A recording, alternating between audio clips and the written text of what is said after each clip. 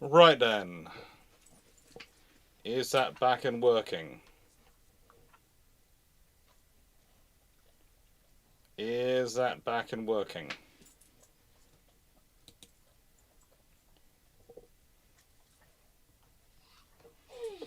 I think it is.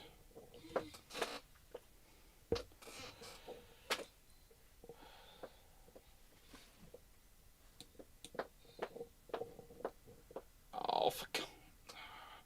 Raleigh, stop it. I know you want attention, but I've got to concentrate on this.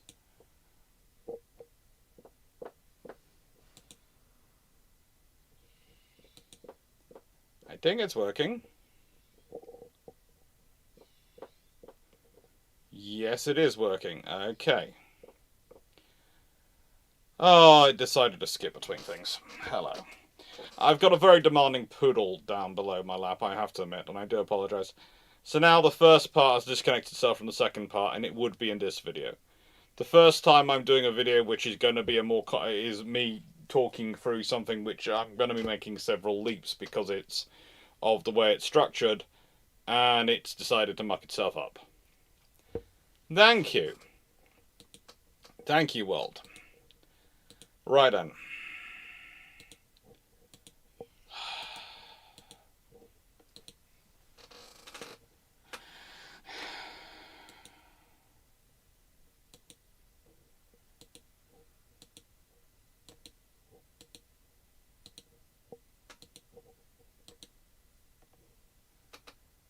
And yeah, that's back on and that's sorting itself out. Apologies. So, what are we talking about when we're talking about ships? And if you haven't seen the first bit, there is a small, about 10-minute long version which started off before this. And I'm not going to go back to the beginning and start again because of the people watching, but I do apologise. And hello, Engaging Strategy, and everyone else who's here. Thank you for being here. So, when we're talking about procurement, and we're talking about the procurement of these assets in front of you,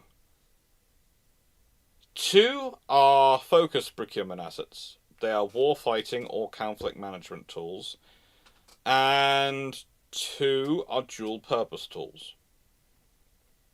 And it is realistically, as I was discussing, there are the systems for the other forces, for the Army and the Air Force, they have multiple uses. Please note, I'm not saying they're not multi-use. But when it comes to conflict management, they tend to be on the heavy end of, hello, look, we've got tanks, we've got fighters, and they're very scary. You can't do as much graduation with them. They haven't got the space for it, okay? There's nothing wrong with that. They are procured for what they are. Too often, when you start talking about things like procurement and the ways of procurement, it's turned into a battle of either everything has to have that capability, or you're saying this is bad. No. This is a nuanced discussion. And something can be good at something without something else necessarily being bad and not worth procuring. That's not the way of the world. It's far more complicated and nuanced than that. And that argument is reductive ad absurdum and is pointless when it comes to procurement for nation states. The thing is, if we consider it, the River class here is a great conflict management tool. The Type 23 frigate here, well, it was procured as a warfighting asset, pretty much purely as a warfighting asset, has often had to be used as a conflict management tool, has done fairly well for something which is procured in a circumstance, but was not really dual purpose. And yet, if we look above, the sloop and the cruiser, Belfast and Folkestone, are both dual purpose assets. The thing is, if you were procuring a ship prior to World War II, procuring a single-purpose asset, you'd be talking about a destroyer, and then not even all types of destroyers. Everything else, you're looking at a dual-purpose asset, which is going to have some role in the conflict management sphere. It's going to have some capabilities. And what are we talking about something in the conflict management sphere? Well, we're talking about a ship which has space to conduct diplomacy. We're talking about a ship which has the necessary systems to look visibly intimidating to uninformed, i.e., the vast majority of people who are not specialists in naval warfare, who do not love all sorts of ships and do not study them all. I am, again, this is a shock and horror sometimes to talk to people about this, and it's almost considered heresy, but honestly, when I point to warship design out and I'm explaining it to some audiences who are not that way inclined, they'll see the guns, they don't see anything else. So a ship without visible guns on it doesn't tend to work as a conflict management asset, because not all of your audience is going to appreciate what those spaces without guns means. A goodly number of them will. A goodly number will. But an appreciable number won't. And that can cause you an issue when you're doing conflict management. And that seems strange, but the example I tend to give is newspapers. Right? Every newspaper pitches its writing at a certain reading age to allow it to be accessible to a certain proportion of the population. What are they seeking out? What kind of reading age are they aiming for? And that's quite simple. That's their marketing tool. Well, you have to do something similar when you're doing conflict management. You have to think about, how am I going to have an impact on the widest possible group of cultures and peoples if I want to manage conflict. If I want to present something as reassuring to allies as a threat to enemies. If I want to be able to show my presence in a visible manner, that means I am part of the furniture, but also in a way which says, I'm part of the furniture, but you aren't running over me. And that is a difficult task to do. That is a difficult task to do. And it requires you doing some honest assessment. Because too often, and this is a problem you have in the modern world, the debates about defense, or the debates about education, the debates about climate change, whatever, they become debates between the people who really know and really care what they're talking about and really are interested in it and know all the ins and outs. And they're arguing minor points of difference for hours and hours on end, and they lose the vast majority of the population, and then they wonder why things don't have an impact on the wider political sphere. Because it's not going to. The moment you're off arguing in that little corner, no one else is listening. No one cares, because they have their own lives to deal with. So, in conflict management, image matters a lot, because more people will see the picture than will actually read the article. Instagram actually matters more than Twitter. I know, that's heresy, or X, no matter what you want to call it. Instagram. That is one of the reasons why X/Twitter introduced had its pictures in it. Because it realised what the problem was. And now, that has value, but it's still the same.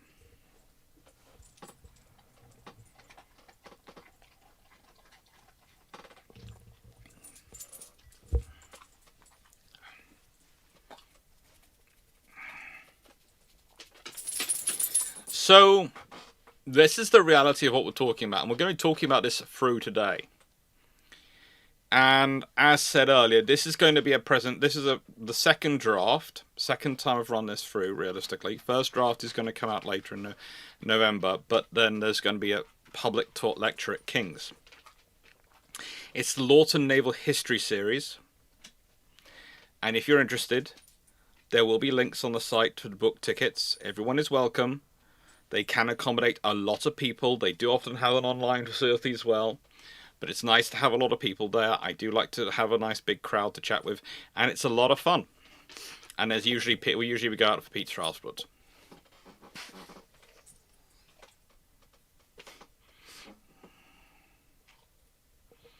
Now, The thing is, why does conflict management matter? Well, because once war's started, you have no control. And here's the other dirty little secret. In 1977 and several other years prior to that, the Argentinians threatened the Falkland Islands. Every single time the British sent down a warship, got it there in time, took notice of the warning of the ambassador, and made the point. In 1982, they didn't have a warship available to send. In 1982, they didn't take any notice of the ambassador. Which do you think cost more? Having a battle fleet trained at home and operations ready to support NATO operations, and having a ship to deploy to go and do the presence mission down south, or having to deploy and fight a war? Let's give you another one. World War I.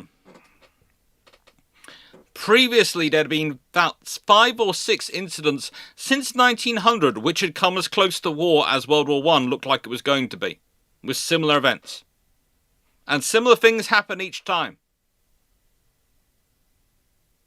And usually, it's a double act in the British scenario, which reigns in the Germans, or it's the Germans being bellicose, which means the British reign in the French. But it's publicly bellicose, and it's always done publicly. In 1914, there's a failure of signalling. Why? Because there's no one to shout, "We're activating the ships." The person who could have done it, Winston Churchill probably best, was too busy concentrating on Ireland, as I discussed in the recent video on 1914 and the July crisis. That is your chance gone. If a couple of weeks before you get to there, someone shouts out, "If there is war, the fleet will activate and the fleet will crush everything that's in front of it," whilst at the same time there is someone like, let's say, Edward Grey going and doing peaceful diplomacy, it works rather a bit better. Now, these days, that whole thing is called smart power, because we can't just call it diplomacy, which is what we used to call it, or grand strategy. We have to define military power as hard power, and non-military power as soft power, and when we use the two together, it's smart power. Now, I love the fact that there are labels for all these things, but I think it's myself twaddle. I've always considered in the nicest way, if you start differentiating between the two, you're in trouble, because warships deliver medicine and first aid and disaster relief, which is definitely in the soft power category. And economic sanctions feel pretty hard when you're under them. So it's always been smart power. It's just we like to pretend it's not. It's always been diplomatic power. And conflict management comes into this, because what has been continually noted is that if you want to manage conflicts, the dress trick is to always be there. Not turn up beforehand, is to always be there. Always have a ship in the region. Always have information being gathered by the ship in the region. Always have a presence going on. Something like actually the River-class OPVs are doing in Southeast Asia. They're doing a great job, a fantastic job. But realistically, we need about 18 of those things out all over the world. And I know there's going to be someone who's going to write here, well, what about the channel? Well, here's the thing. The vast majority of the people coming across the channel, and the ones that started it, are displaced by economic issues and war. Now, economic issues are often caused by instability in regions. That might be caused by war, that might be caused by other things, but frankly, that's not the problem. Once they get to the channel, it's too late. Once they get to the channel, you are putting organizations like the RNLI and various other things in an absolutely terrible position. Because the RNLI is a voluntary organization which fundraises to save lives of people at sea if they're drowning. Not just the people you like, but everyone. That's what they do. They save lives at sea. And so the moment those people are at the channel, it's too late. If they go down, if they start going down, the RNLI are going to react because that's their job. That's what they sign up to do as volunteers. And that's very brave of them. So realistically, we need to make sure things are being sold as far away from us as possible. That's why you have ships like OPVs off in Southeast Asia. That's why you should have them hanging around the coast of Africa. Why? Because if you have them hanging around the coast of Africa and places like that and assisting the local nations who maybe have more trouble with their patrolling and dealing with the large fishing fleets which turn up and disenfranchise their populations by taking all their fish stocks and all those cause all those problems, you won't have the same instability in regions. You won't have the same issues. And which is cheaper to deal with?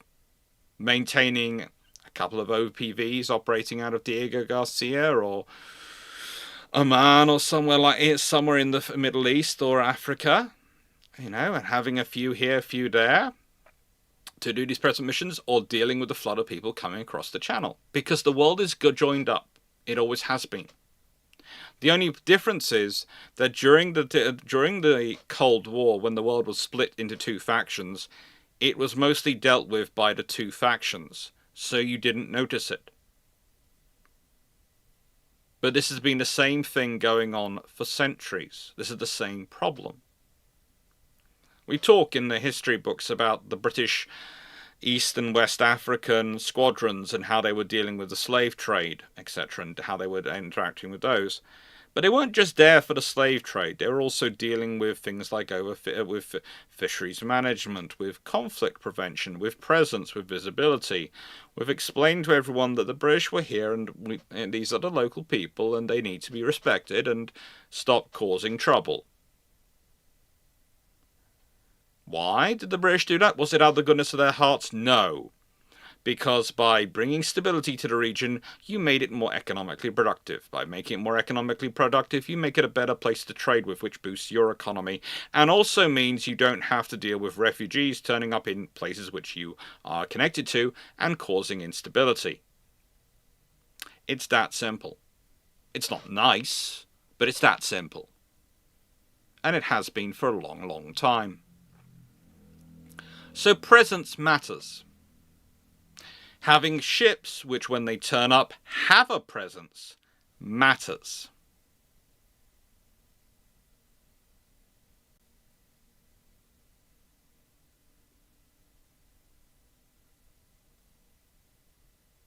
And the thing is, to an extent, Mark Harkness, I have talked about the issues of the threat in the past and how it's the present. It's a constant presence of a capability. It's an unspoken threat. It's a, we have this firepower, we have this engagement, we are here.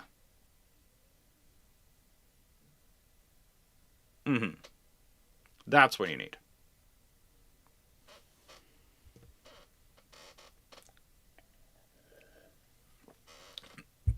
If you need to point to your guns and point to your missiles, then there is a problem.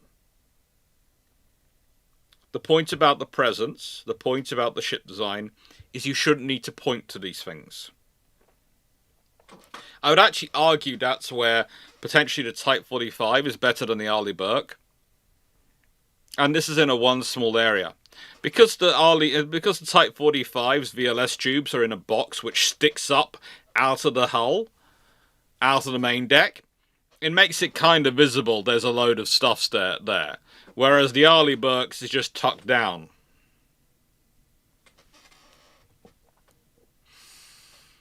But anyway, what you want is to have the maximum capability to affect events at the lowest level. It is always easier to deal with problems when they are small, when they are a niggle, when they are a small annoyance, when people are still prepared to start talking. The moment shots start firing, that's when you have problem. So, well, as I'm putting here, and I'm going to keep emphasizing because this is the point that gets forgotten, the Cold War was not a natural state for humankind. It's a dichotomy. And when you have this state, you're focusing in on war-fighting capability because it's the war-fighting capability of both sides which matter. And everything becomes about efficiency, and efficiency of spend, and efficiency of capability. And everything focuses in on your ability to fight a war. And when you start to look at the analysis, and this is why people like me don't like things like the Lanchester laws or equations. I prefer to call them equations than laws, and those things, because it can make things, and the defense procurement by matrix, because these things, they are excellent at, in a straight line procurement of, what do we need to fight this war? What do we need for this? What do we need for this? They are terrible when it comes to assessing what you need for diplomacy and presence. Because realistically, once you get onto diplomacy and presence, that's when you stop talking about rule of 3, you start talking about rule of 4, rule of 5. And why would you be talking about rule of 5? So the ships on their way out and on their way home can do more port visits. Because if they can do more port visits, they can get more presence factor. And if you can include that in their operational routine, that helps you. That helps everyone. That makes your life easier. Okay? And that's the reality of what you deal with.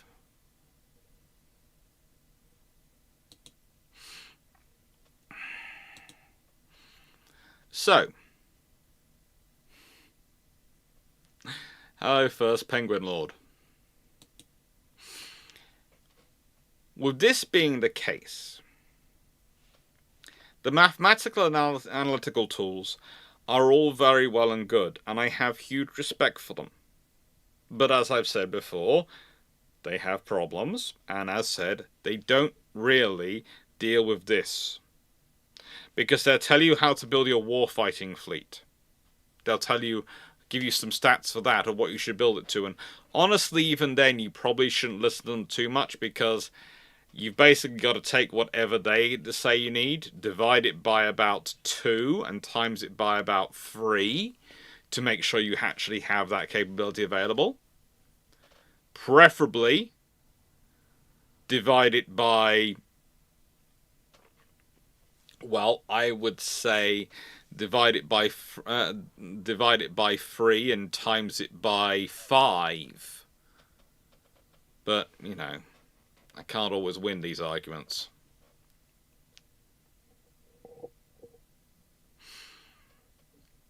Beyond that, though, the other problem you have with this is that the natural champions of it have passed. This is something which I've run into a lot. I'm kind of weird in what I choose to specialize in. If you want a fun thing, have a look around for how many posts there are in international relations departments around the world which are teaching conventional deterrence. Not strategic deterrence, not nuclear deterrence, conventional deterrence and conflict management.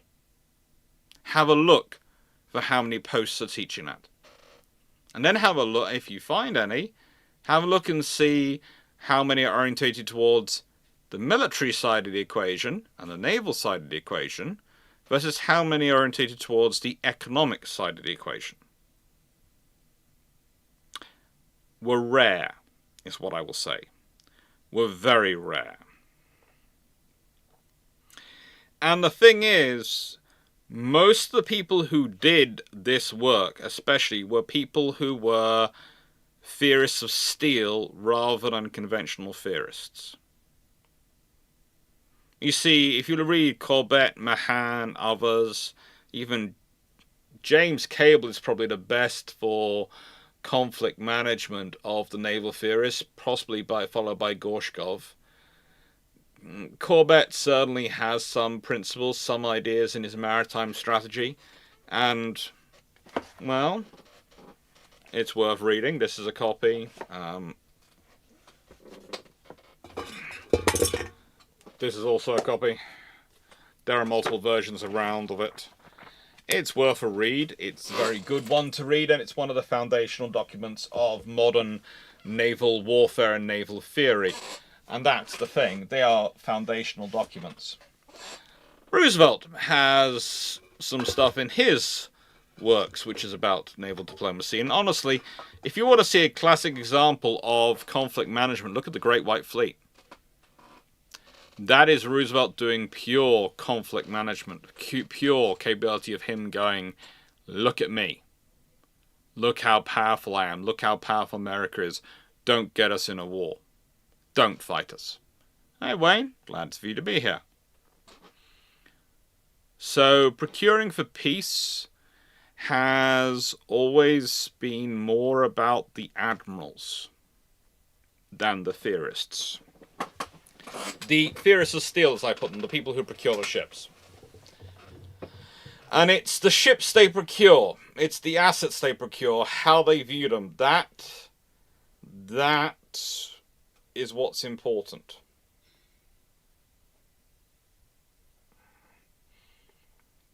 They are about how many ships do we have? Where are we going to have them? What are they going to need to do? What are they thinking about? And all these things have a bearing. They all have a matter and all have a consequence.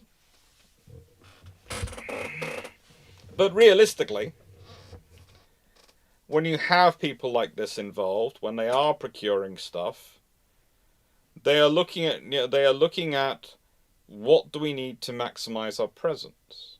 And again, sometimes what you do is instead of procuring 4, if you need to maintain one forward, you procure 6 and you keep some in reserve.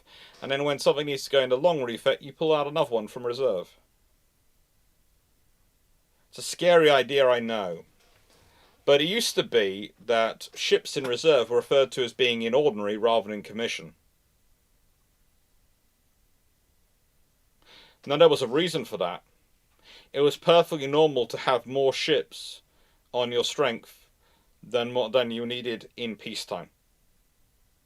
Even with the presence mission. Why? So you could guarantee the ships, you had the ships available for the presence mission, but also you would have the ships you needed for the war fighting. Again, this was something lost in the Cold War, because the idea was you wouldn't be able to activate them soon enough for them to actually be involved in the war, so there's no point having them. It's an efficiency. It's a cost saving. And now look at us. Look at the US Navy. Look at the Royal Navy. Look at the French Navy. Look at all the Western navies. Their ships are run ragged. They don't have enough time to do proper long-term maintenance. They get disrupted every time there's a mass activation. And when you do actually finally have a maintenance period and have your ships having to go into maintenance because they can't push any longer, you then have a shortage of vessels. I have over the years asked people to justify to me how the cost of 3 extra Type 45s, which would have probably come in at possibly as little as 600 million for the 3 extra ships. Most I've ever been quoted was 900 million for the 3 extra ships, for the 3 extra hulls. How having them on rotational reserve would have hurt the Royal Navy in any way. How having the ability to stick a ship into a ordinary and then taking ships out into commission would have hurt the Royal Navy. And on paper, let's say you keep 3 there in the reserve and you maintain reservists for their crews and the ability to activate them. But in real terms, what it means is, oh, this ship is going to have to go into major refit. Okay, we'll reduce it to ordinary and we'll commission this other ship out of reserve to cover for it. And suddenly, you don't have a scenario where the Royal Navy is scrambling for destroyers to turn up to events, is short of escorts. And you could go the same with the Type 23s and other systems. We have no reserve. And this is part of the presence mission. This is part of procuring for peace. Because the other thing about having reserve ships is they're a really great thing to take people around. It makes your dockyard look very nice and full. Instead of sparse, there are ships in there. There is a presence. So you invite the ambassadors to wander around your dockyards. You invite the ambassadors to see all the things they need to see. And you go, look, yeah. And if you're really smart, you arrange it for being a reservist day where the reserves are coming in, and make sure they see a couple of busload of reservists scourging onto the dockyard quay and marching onto their ships. Just so they get the point. Just so they understand. Because what's cheaper? Having ships so that you can always guarantee availability and have some in reserve for situations when you need them, or fighting a war? Deterrence is always cheaper than war. It might cost treasure, it doesn't cost steel, and most importantly, it won't cost blood.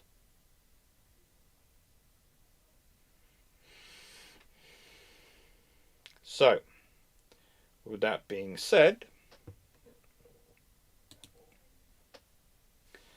now the modern Royal Navy hasn't forgotten this, not completely.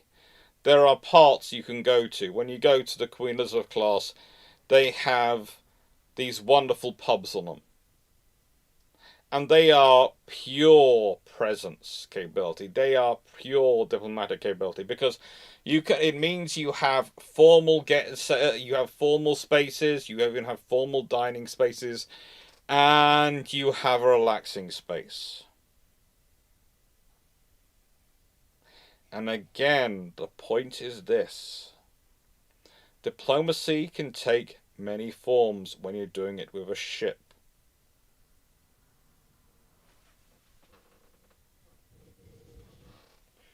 Diplomacy can allow you to do what you need to do. Can allow you to have people in to communicate and go, so what's the problem? What's going on?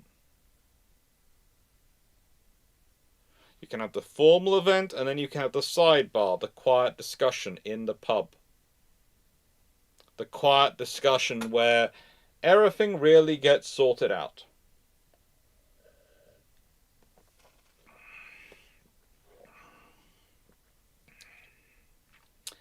And as has been put in, that's a point for reserve ships. With reserve ships, activating one, the act of activating one itself can be a message. Yes.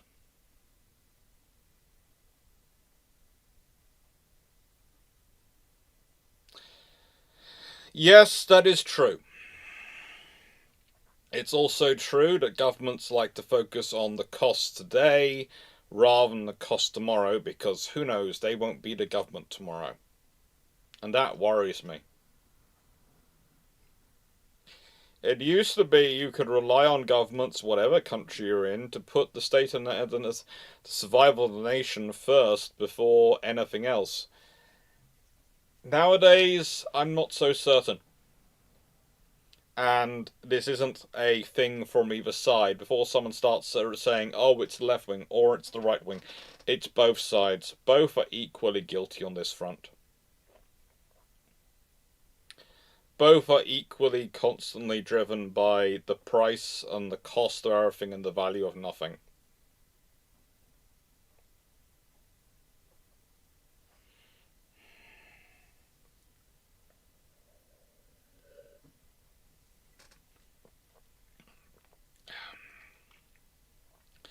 And they're talking at the different levels of the bar, and as Verdun's just pointed out, I didn't realise why the Royal Yacht Britannia had so many bars.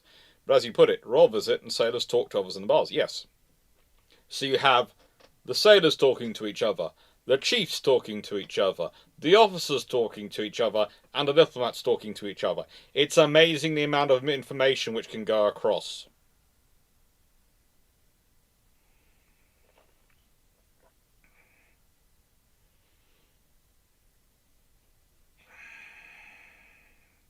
These things matter. And it used to be quite common. I know Lyons has put in the chat about the Queen Elizabeth's, Queen Elizabeth or two sitting in Portsmouth if we built 4 of them. Yeah, but you wouldn't get, in the nicest way, you would get newspapers going, why are these ships not at sea? Why are these ships not activated? It's a waste. They're there for when you need them. We have 2 crewed. We have 1 in refit and 1 in reserve. That would be a sensible scenario to be in. That would be a sensible capability to be in.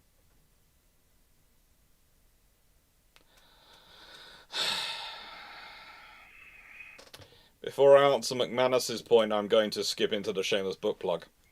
McManus, I love your comments, but I will say dearly. But I will say this: if you have a choice between there being some sort of competent, how do I put this, conspiracy theory, or selfish incompetence, I will always lean on the likelihood being selfish incompetence, because I've met humanity. Not even a competent conspiracy theory could muck up some of the things we've seen mucked up so badly. It is selfish, short-sighted incompetence every single time.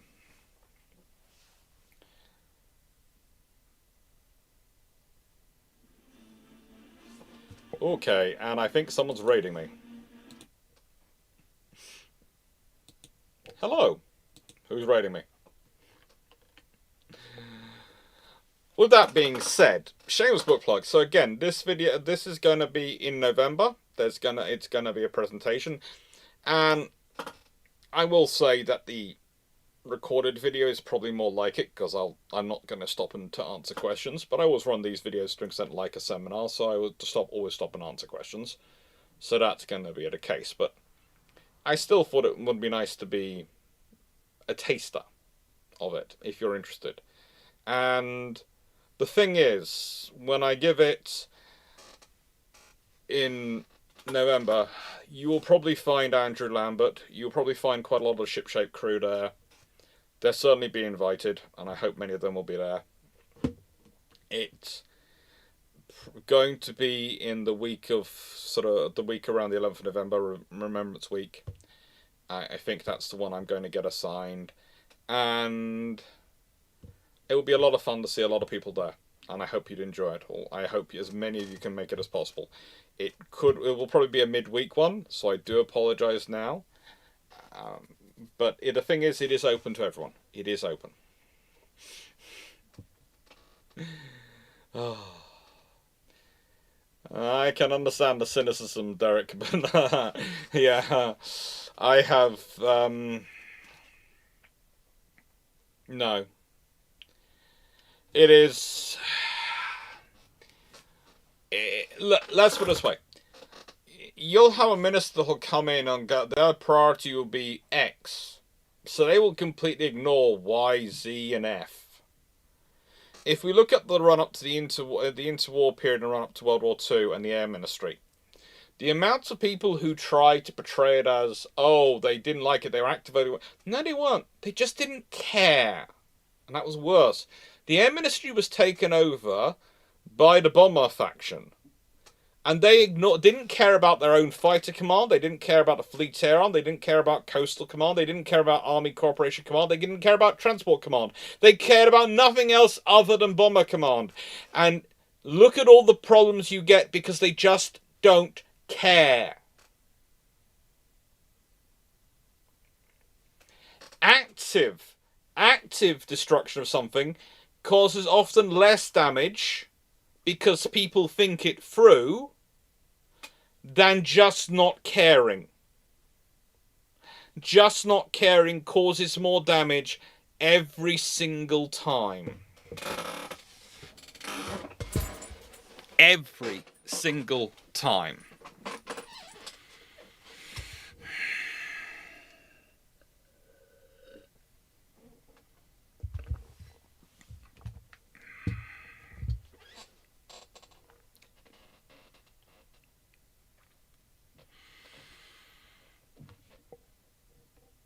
With that being said, let's consider the first case study. Now,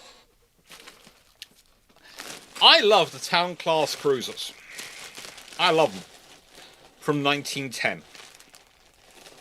They are a classic example, in terms of case study, in terms of capability, of procuring for peace.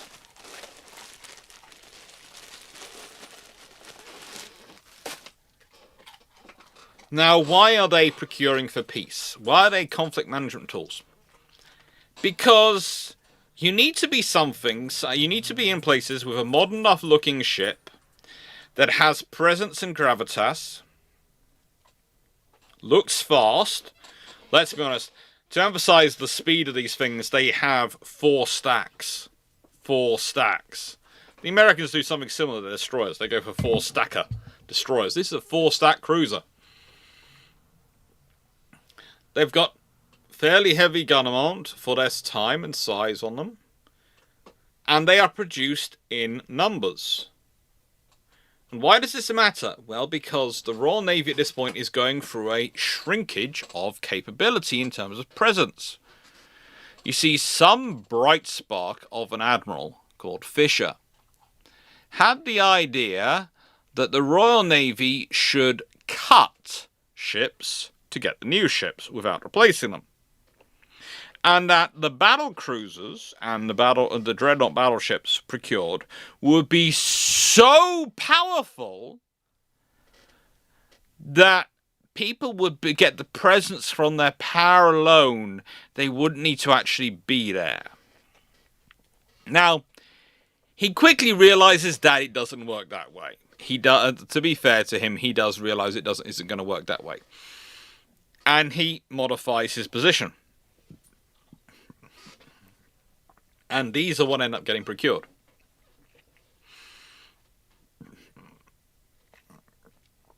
Now, the thing about the Town class is that the Royal Navy had enough running around that at several points it doesn't actively realise how many it's got running around.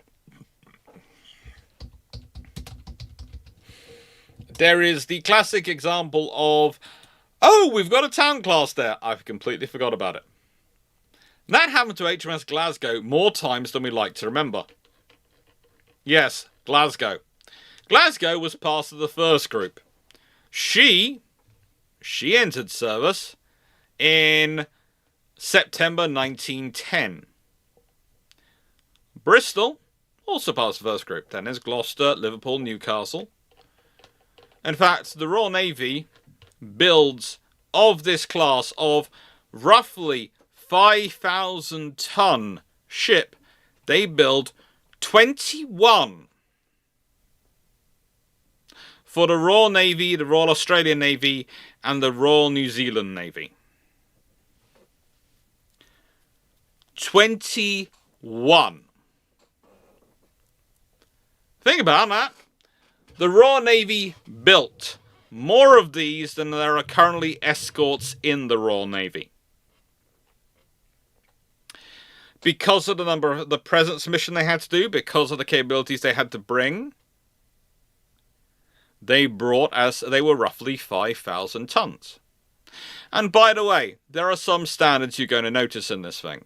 I'm going to talk about 5,000 tons, 10,000 tons, and 15,000 tons. Because the odds are, if you're producing a general purpose asset, and sometimes about 2,500 tons. If you're producing a minor general purpose asset, it's going to be 2,500 tons. If you're producing a standard general purpose asset, it's going to be roughly 5,000 tons. If you're producing a heavy general purpose asset, or a medium, you're going to be producing something about 10,000 tons. And if you're producing something which is going to be romping, stomping, all things to all people, it's going to be roughly 15,000 tons. That's the way it scales. And that's the way it's scaled for a very, very long time.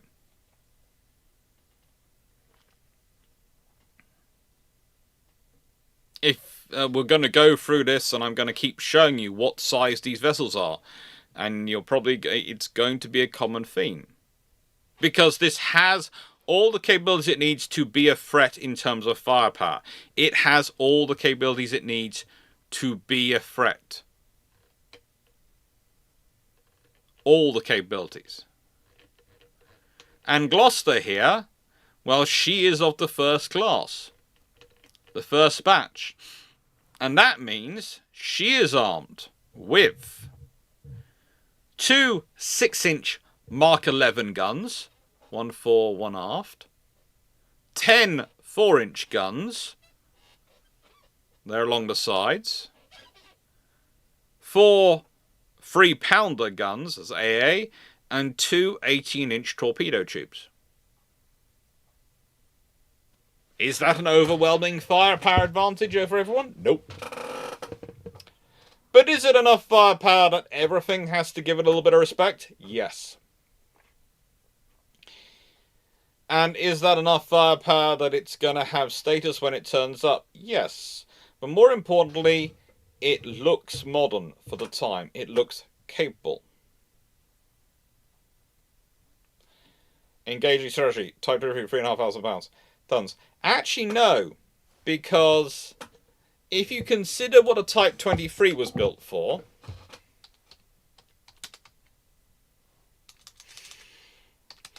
and it's lovely you're jumping ahead, but I will deal that, you know. If you consider the Type 23 is 3,500 tons. The Type 22, which was the general purpose presence frigate that the Royal Navy built, versus the light frigate to make up the numbers, was roughly 5,000 tons.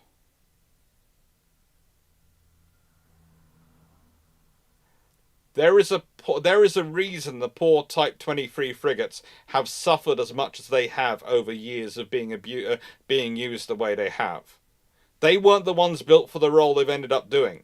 They've stepped up wonderfully. They deserve every piece of credit. But the Type 22 was roughly 5,000 tons. The Type 23 was roughly 3,500 tons. One was supposed to be a focused warfighting asset. The other one was the ship which could do the warfighting and the conflict management. And that's the thing. If you want to make a conflict management tool, you can get that in under the weight as well, under 5,000 tons, but it won't be able to do warfighting. If you want something to do a warfighting tool, you can get that underweight.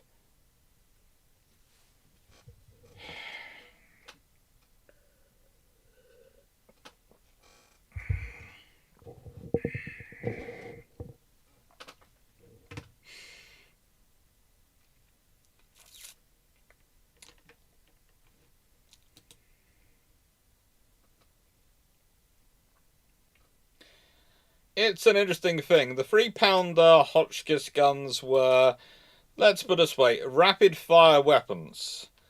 I wouldn't necessarily... They could... These ones, at this time, they are more anti-torpedo boat weapons. Yes, the 22s would have been struggling, but the thing is, they're what we need to replace with the Type 26s more than anything. We'll leave that to one side. So here's Town-class cruiser. They are built because you can't just have the Dreadnought race. And that's the British were part of that. As I've said before, again, we talk about the Dreadnought race when I talked about the building the fleets of Jutland on this channel. If you look at the German High Seas fleet and you look at the British fleet at the Battle of Jutland, one of them is a fully rounded fleet with all sufficient cruisers, destroyers, and everything else, and one has literally put everything on building as many dreadnoughts as it can and still hasn't built enough. Next class to consider, the Oliver Hazard Perrys. I love them dearly. They are beautiful. They are beautiful. But the thing about the Oliver Hazard Perry class is, again, we have to consider what they were. 4,200 tons, designed to provide the US Navy with an economy convoy ship and task group ship that will provide them with the capability in those forces they need. They are often pressed into providing extra presence as well. Extra presence. And they were useful for that. A little bit light. A little bit in nicest way,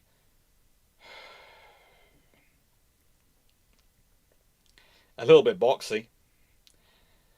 They make up for the fact they don't have the big gun forward by having a single-arm missile launcher, which does actually do the job.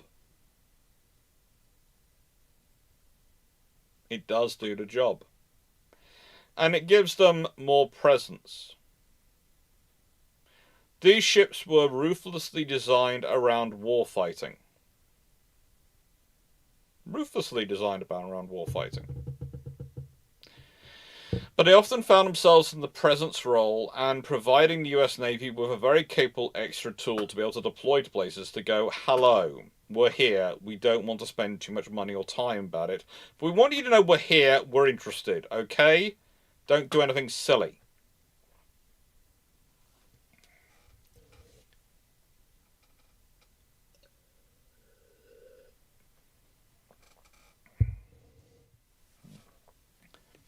To an extent, how do I put this politely?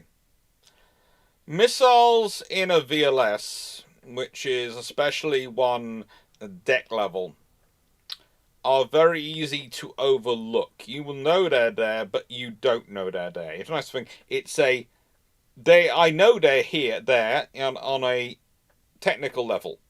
I don't know they're there on a heart level. They have a cerebral impact, not an emotional one.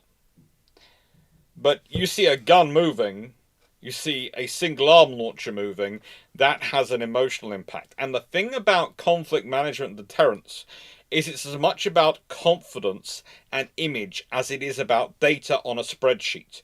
It's as much about the feeling in here as it is in here. And this is not me saying, okay, we need to regress back to single-arm launchers. I'm not. But I'm saying that in the nicest way, the Oliver Hazard Perrys got around the issue of not having the big gun because they did have the single-arm launcher.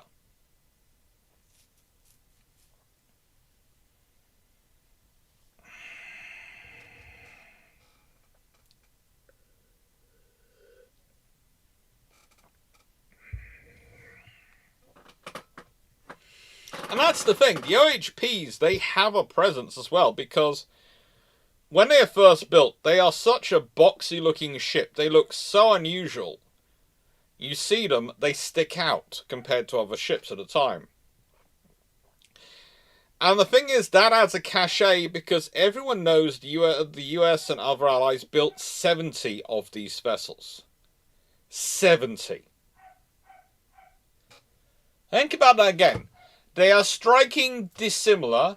They are obviously designed to be able to produce as many as possible, as quickly as possible, and they stick out, and you know they built 70. That's your impact. You see them, you see a utilitarian design they've produced a lot of. You see this, you see a striking cruiser, you know they've produced a lot of these. You know they have the force and they have the presence. You know they have the force and the presence. And this is what's more important is both these ships, they are tasters for the kind of meanness they have to come. These are not their war fleets. These are part of their war fighting force. But these are not their war dogs. No, their war dogs are big, powerful, mean ships. Far larger, far scarier than this. They're things like the California class and the Virginias. They are massive warships with bristling with all sorts of weapons. These are their presence assets. These are the assets which make up their task groups, which provide the extra hulls. They're lovely. They're capable. They're produced en masse. They are testimony to your industrial strength.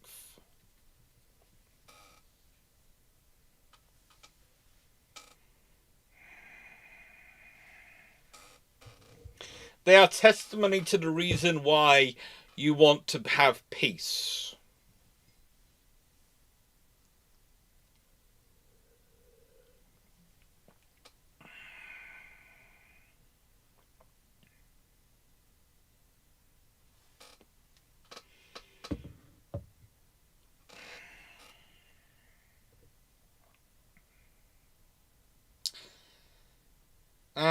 Yeah.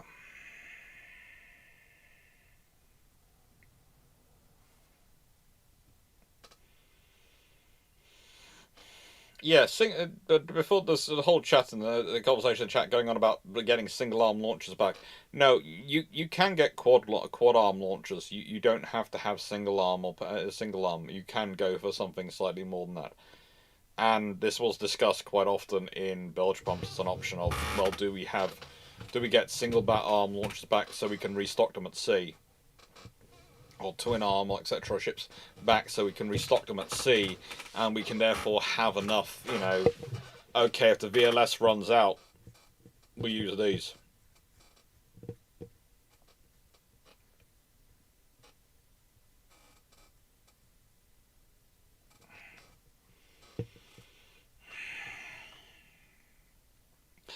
I'd also argue, this is one of the options, and this is the trouble. If you consider the presence of these ships, neither of these ships on their own are a major threat to any power. On their own, they're not. They're not festooned with land attack weapons. They're not going to overwhelm port defences solo. They're not going to cause that amount of trouble. But they are a visible presence. And this is one of the things you deal with in conflict management. You have to be careful because you have to think about, if you go too hard, you can cause trouble now, because you can back them into a position where they have to fight a war for their honour, or they can go away and start plotting problems for the future. So you always have to be careful. Surfacing a submarine.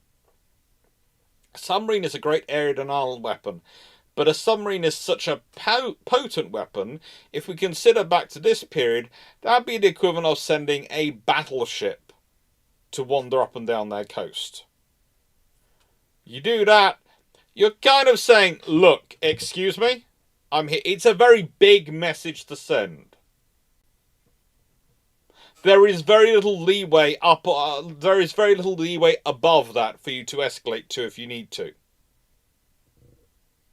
So, and often one of the reasons why you end up in a situation where you're forced to abandon the very thing which makes your submarines strongest and safest, their ability to disappear underwater, is because the situation's got that far because you haven't had the presence.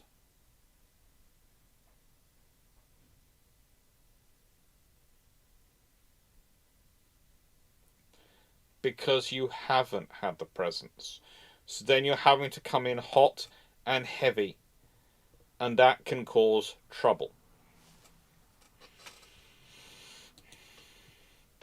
And we've got the Royal Navy sloops of the 1920s and 30s. HMS Flamingo here, the peak of the interwar design, a Black Swan class sloop is these two. There's Wellington, a Grimsby class sloop. If you come to King's College London, you'll find her outside. These ships were the absolute flexible masters of operations. They are what, obviously some probably wanted the LCS to be. They were designed to be adaptable. They could be minesweepers, mine layers. They could be ASW ships. There was a whole different interesting discussion going on today online about whether or not Britain can afford to get the Type 32s, and what the kind of design they're going to be. The Type 32s, as I said before, are Batch 2 Type 31s, and instead of being orientated around the flak frigate / general purpose presence mission, they'll be orientated around supporting the minesweeping operations and mine operations. And I think that's a perfectly sensible asset to get for the Royal Navy.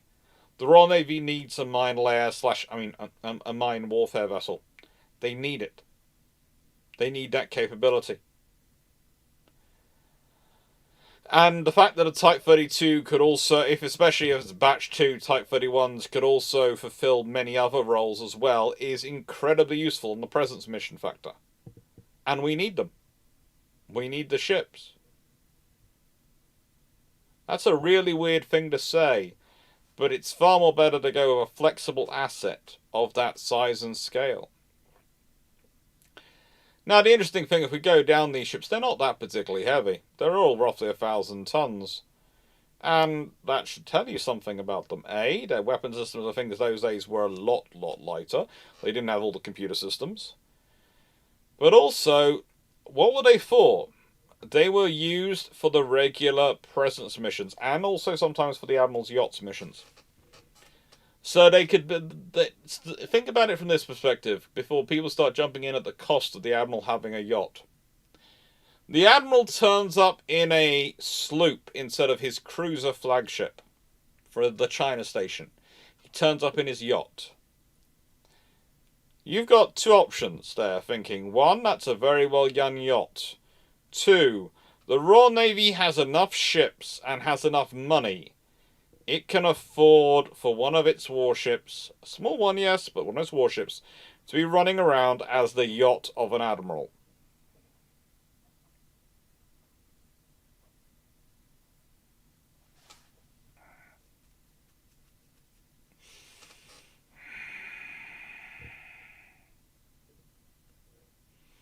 And this is the scenario you end up in. These ships were flexible assets. And from yacht role, it could be redeployed quickly into an ASW asset. They could rejig it in a couple of days, which in the 1930s is very quick. They could rejig into a mine layer in a day from a yacht. They could rejig a mine layer into a ASW asset in a couple of days. They could, there are various depth charge racks and storage systems needed fitted, which is one of the reasons why it takes as while it does for ASW asset. But the thing is, they could rejig them fairly quickly. And that meant they truly were flexible assets. They truly were capable assets. It's something we've forgotten how to build, I think. I have seen this with the Danish Navy. They are the closest to having it. They are the ones who are closest. The Nutter and Rasmussen and the vessels which have Standflex are the closest. But even the Danish Navy keep running into issues. Sometimes of their own creation. Often of their own creation. But that's the same for all navies at this current time. They keep running into issues of their own creation.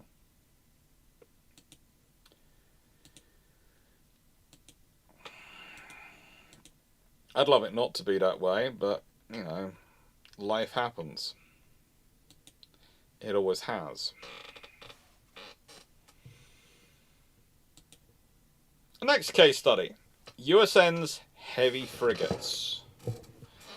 Well, whilst you're all thinking about why these have come up as a conflict management tool, and they are a very good conflict management tool, far better conflict management than a warfighting tool, realistically.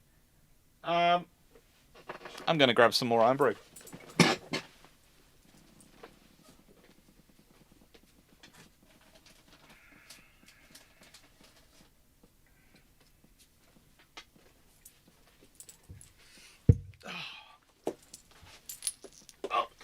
Oh, there we go. So, right to the side.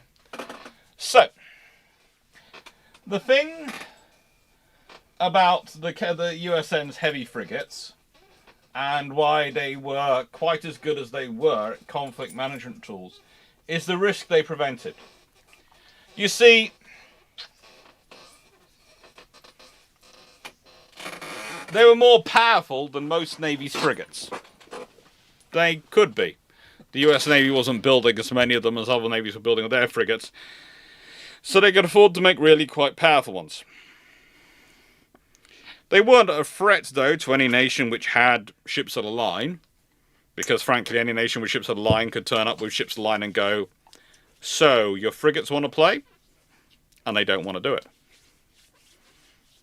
They don't want to fight a ship at a line. As solid a timbers as they might have and all those things, they are not built to fight a ship at a line. Even a Ras-Age ship at a line was not something they wanted to go and fight. So fighting a full-on ship at a line, not an option. And their captains were sensible. Look at in the War of 1812, the moment Royal Navy ships at a line start turning up and hanging outside their ports, they decide they don't want to go out and deal with them. They will take on any frigate the US Navy needs them to. They're not going to take their crews to commit suicide by ship at a line. And if you want an example of suicide by ship of the line, have a look at the Battle of the Nile. There were a lot of them that had that happen to them. Now,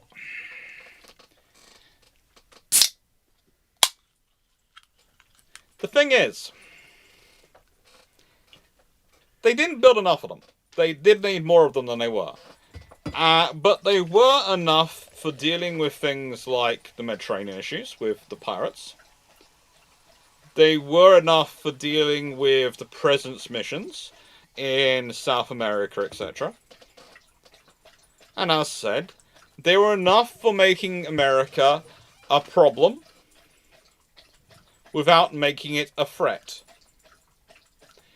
And conflict management is different depending on what level of power you are. If you're a major power trying to spread your influence, to a minor power trying to avoid getting into battles which you don't want to. If America wants to pursue a neutral course in this period, these were the perfect assets to pursue a neutral course with. Because you can't really boss them around unless you bring a ship of the line. And the US government would have to pay for ships of the line to be able to boss back. But other than that, they're not going to get bossed around. And who really wants to deploy? Who is really going to be interested enough in something America has to start deploying ships of the line? Who is going to be? And I'm sorry if this camera keeps flashing. I know I've got to replace it, but don't get me started on the joys of mortgages. Please don't get me started on the joys of mortgages. You'll be non-stop for a week.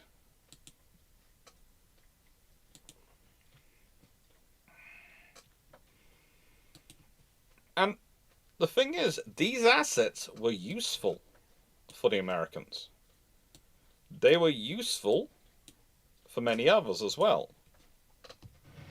If you build this sort of thing. And there's a reason why, if you start looking at the frigates of the Royal Navy once you get after the Napoleonic Wars are over, etc., they start to grow in size. There's a reason you have the Mersey class, etc., before you have the Warriors. And it's good to look at the Warrior class and then look at these vessels, because you start to see something. The Royal Navy's gone, oh, well, that's a useful asset and a useful thing to mould after if we want to be cheaper during peacetime. In wartime, we need so many frigates, we can't afford to put this much resources into an individual unit. In peacetime, when we want to maximise the presence capability of our ships, well, we can still afford plenty of these.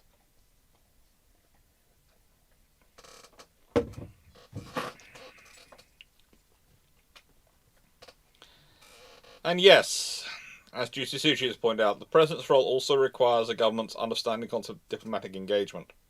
It is a problem. It is a problem. Usually, you can market to the governments through three ways. 1, defence sales. 2, defence cooperation. And 3, and this is the most important one, economic stability. Yes, Knight, the stream did have technical issues earlier. You have to market it one way or the other, but you can do that. You can do that.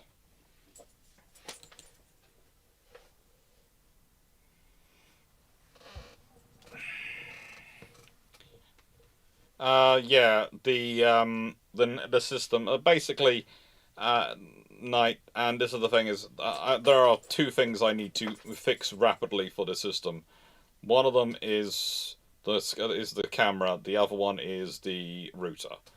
And once I've got both those things sorted out, things will be a lot easier. But I need low balancing router input in place. So that's what happened earlier.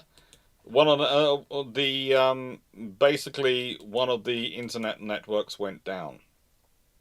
One went down. The other one's working fine, but one went down. We're on Starlink now. The BT one's gone down again. I know it's the BT one because I've gone from Network 2, which is the BT, to Network 6, which is the Starlink system. It's always fun times. Oh boy. Now, this actually continues on when we start looking at the Tribal class destroyers, because in contrast to the Americans and the Japanese with their large destroyers who are going for torpedo factories, the Royal Navy are going for things which look from a distance like they're cruisers. This is done to magnify their presence, to magnify their capability. And how do they make them look like cruisers? Well, if you look at the line of portholes, you'll notice that they carry on at the front, and then they disappear in the middle, and then they continue again towards the stern. Destroyers usually have a continuous run of portholes. They usually have a continuous run of them, don't they? Don't they, Big Fluff? Whereas if you have them disappear, that looks from a distance like a cruiser. Because cruiser usually has an armoured belt in the centre, and a thicker, higher armour belt in the centre, which means the portholes would disappear because they'd be covered by the armour. You wouldn't want them. They'd be holes in your armour. And so this gives it a cruiser look. But the Tribals were destroyers. They were destroyers. But look at this. This is taken during the HMS Asante's Durbar in Freetown in 1939, Freetown, Sierra Leone. She comes and takes part in a massive party, a massive event, and I covered it a lot in my book.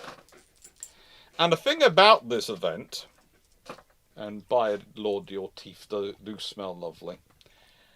I need to brush your teeth again, don't I? The thing about this event that was really important was the Asante people had not always been that peaceful. In fact, very recently in this time, had actually rebelled. And the person who had led the rebellion had actually been let back to be the chief of the Asante again. And he was a big part of this Durbar. It was a big part of the event, to show the two peoples had come together, to show the respect. But also to show them, look at this ship. Look at the capabilities of its crew. Look at its firepower.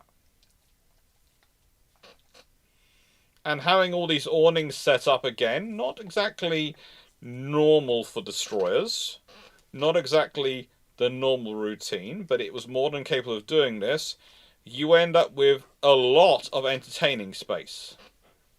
Look at all that space on that vessel. Look at it all. By the way, if you ever aboard HMCS Hyder in Hamilton, Ontario, Canada, she's the last remaining Tribal class destroyer, you can actually see the fixing points still built into her, where you could fix up these awnings. And that's the reason why the Australians and the Canadians wanted these ships. So they would have presence assets without having to pay for the expensive cruisers. That they could go and do these presence missions where they need to do without having that much that problem. Yes, you're both. And these ships really were about the presence mission. They were about the warfighting mission, don't get me wrong. And they made a lot of fuss to make sure their crews realised how elite they were and how their role was to be the tippy tip of the spear. The very, very pointy tip of the spear that was going to blast the path through the enemy line, the enemy destroyers, to allow the Royal Navy's destroyers to get close and launch the killing blow with their torpedoes. They were the elite of the elite. But as a benefit of being the elite of the elite, they were supposed to hold themselves to that standard and present themselves very smartly and very well when meeting foreign dignitaries and members of the Empire. And so these ships would not only look spiffing, they would give a spiffing reception for when people came aboard to give them a very spiffing impression of the Royal Navy.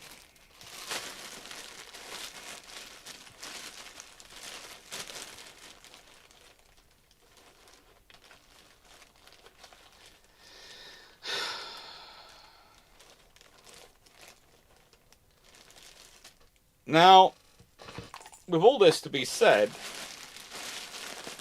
Juicy Sushi, I've heard this argument many times, that conventional contemporary audiences are too Well, I would say lacking in time to understand the arguments and the things of this. But I don't think so. I think the trouble is we've stopped trying to explain them. I think it's become easier to talk in our own circles. Again, the amount of times I am talking to people and they start using, this is especially in forces, if I am standing, actually this happened not too recently, okay, not too recently, but not too long ago either. I was standing standing between a couple of officers. I won't say which services they were from, but they weren't from just one service. And on this side was a politician. And they started speaking in acronyms. And I was translating it. And eventually, I told them off. Because that's your audience, not me. I can understand the acronyms, but I have the background, I have done the study, I have learnt them. The politician doesn't. You want the politician to be supporting you and funding you. You want the politician to be fighting your cause in Parliament? Don't don't exclude them and make them feel like an idiot by talking in acronyms. It might make you feel big to show them up. It doesn't make you look big. It makes you look very small. And I think that's one of the problems we have in the modern world, especially in armed forces, but in other branches of the nation as well. You get in language and in linguistics of whatever sort of scenario you're in, and you talk in it naturally, and you forget that not everyone talks that way. Not everyone talks with that phrasing. And that's where you end up with trouble. I know. I deal with this a lot also from engineers' lines, and the amount of people who go, well, we could replace our managers with AI and these things to watch us and check our productivity. You can up to a point, but the manager's role is also to explain what your team is doing to other parts of the company and maybe to investors and people outside the company. And the AI can't do that yet. And the moment the AI can, it's not going to be an engineer who's going to be your team lead. It's going to be the AI who's your team lead. That's it. The reason you have so many people who have non-engineering degrees running engineering companies and engineering sections is because they can usually understand enough of the engineering and know what's going on, but they can explain it to people who haven't got an engineering background in ways they can understand, whereas so few of the engineers can actually do that. I know this because look up engineers who can actually explain what they're doing to non-technical backgrounds. Those people are incredibly wealthy. They're usually the best paid engineers you'll ever meet. This is why whenever I've been teaching engineering students, I sit there and go, learn to communicate with people who aren't engineers. That is the easiest and quickest way to make a lot of money in engineering. Being able to communicate with both engineers and non-engineers and run projects. That is the easiest and quickest way to get a lot of money and get promoted. Doesn't matter which branch of engineering or software development or whatever you're in. If you can do that, you will be well off. If you can't, you'll very quickly find yourself in a situation where the person you're answering to doesn't have an engineering degree. They have a history degree or a law degree or a accountancy degree. And they're your boss because they can explain they understand enough about what you're doing. They can explain it to people who don't have your background. Literally. And they can explain to you what the criteria those people are looking for is.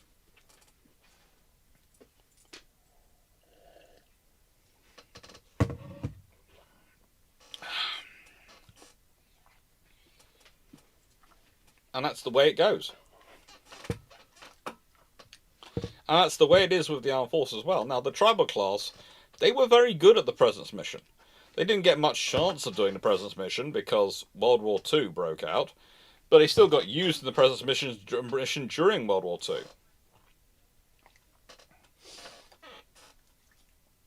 They did well. And the ones which served post-World War II, mainly the Canadians and the Australian vessels, that served for longer post-World War II, they got used a lot for presence missions, for diplomacy, because they were good for that. They had the space, and more importantly, they had the cachet. Hello. Excuse me a second. Just a second.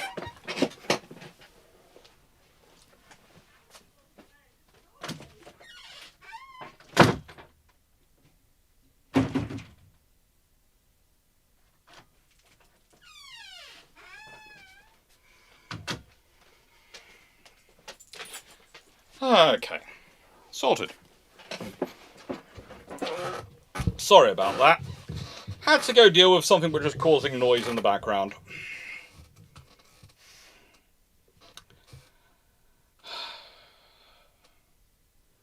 Now, our final case study is the modern frigate programs. And honestly, I almost had the Mongamis here, but I felt they were already overlapped with something else. They were overlapping with something else.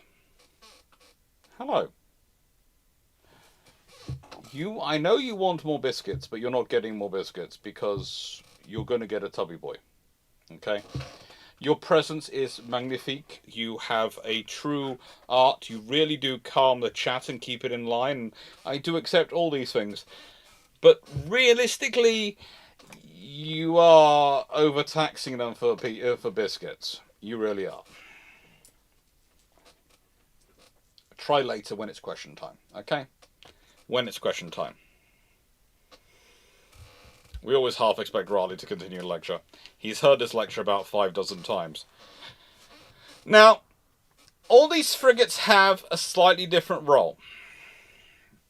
All these frigates have a slightly different role. There's a reason I've got this listed as Type 31/32 frigate. Basically, you've got they are the presence assets. They're going to be cheap and easy to forward deploy.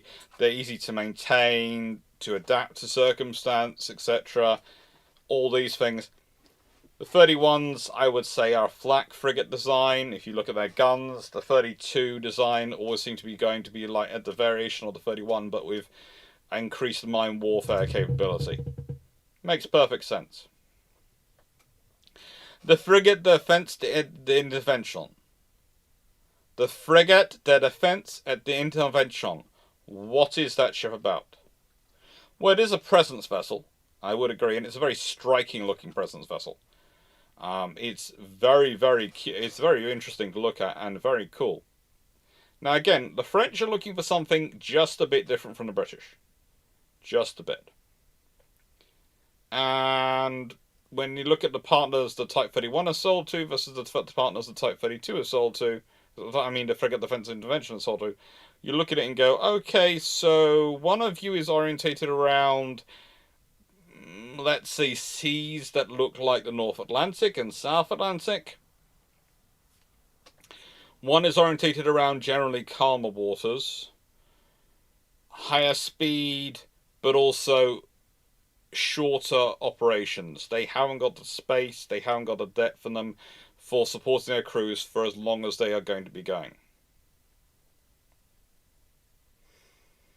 And then you've got the Constellation class, which, to be honest, with the changes the Americans have made to the Friend design, are looking more and more like a modern version of the OHP every single frigating day. And realistically, that is what the US Navy are looking for. They're looking for something slightly better than the OHP because the idea is it's going to drop back into a second line role over time. It's going to drop back into the convoy escorting and presence missions over the latter half of its career. But the first half of its career, it's going to be full presence, full forward. Now, all these things are different methodologies of how you square the circle in depending on your needs for the President's mission. The Royal Navy, they are looking for a frigate they can deploy to the other side of the world with very limited support. For the French, they're looking for a vessel they can deploy to other side of portion of the world where they have existing infrastructure, where they have their own territories, own departments of France, but they don't really have much there. So it wants to be bare bones support, but it's bare bones national support, not international support. I.e., these could find themselves based out of Bahrain, out of Singapore. These, well, the US is basically planning on them operating out of their big bases they have around the world. And they are going to be there as extra assets in the carrier battle group to provide it with more capability. They're going to be extra assets when it comes to presence, when it comes to having a ship tootling around an area. This is what they want. In many ways, it's the grey variation of the national security cutter. But unlike the national security cutter, it is pretty much designed around what the Royal Navy needs it to, what the US Navy, sorry, not the Royal Navy, US Navy needs it to be. Sorry, there's about 3 questions about the Royal Navy in the chat, and mentally thinking about them while also working this one out. And so that's what we're looking at. Each of these ships are orientated differently around that. Now, for Britain and France, the trouble is going to be getting enough of the ships. It's going to be getting enough of them. For America, it's a foregone conclusion it's going to be a trouble, because America has really let their infrastructure slide. But the thing is, they want a lot, so they'll build up their infrastructure, hopefully, if they get the funding and the continued investment. For the US, for the Royal Navy and the French Navy, this is a different factor. For them, there is going to be a lot more temptation to try and see other ways. Now, one of the things I often get asked when it comes to presence ships is, can you do presence with an uncrewed asset? And the answer is no, but. You see, an uncrewed asset, rather like a helicopter or a float plane, with a crewed asset acts as a reach extender, a presence extender. But an uncrewed asset can't turn up in a foreign port and do a visit. It isn't going to work. A, do you trust the local security to provide all the security your security needs? Probably not. B, it hasn't got anyone to say hello and greet. And C, people aren't going to trust if you're not putting skin in the game. Sadly enough, okay? They're not going to trust your intents if you're just relying on uncrewed assets, because there's no risk to you. You're not involved. You know, as we've seen, the Americans shrug off the shooting down of an uncrewed drone. So do most nations. There's no one killed, no one hurt. So, therefore, uncrewed systems are not tripwire forces. They're not able to establish that level of presence, because everyone knows if they get taken out, nothing's going to happen. Nothing's going to happen.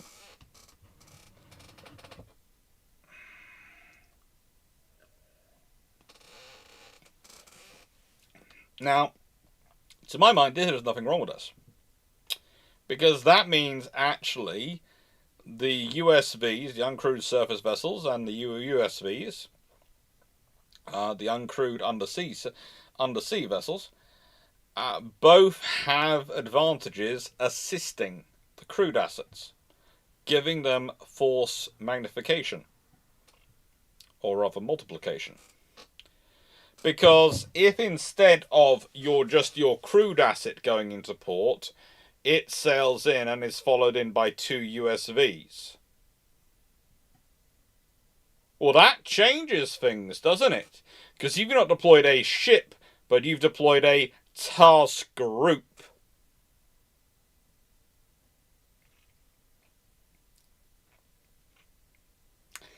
And that suddenly becomes the conversation point. You've not deployed a ship, but a task group. There are multiple ships.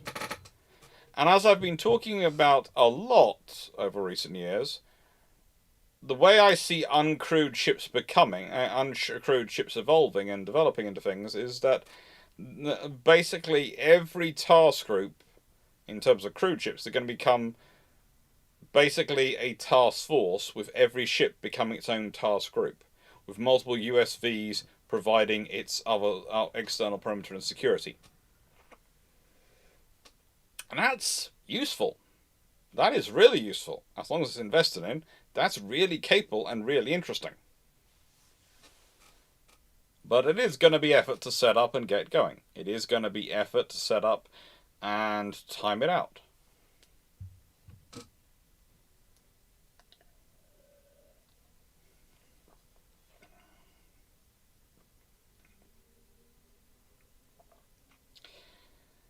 And I knew someone would go with the smart stuff of optionally crewed.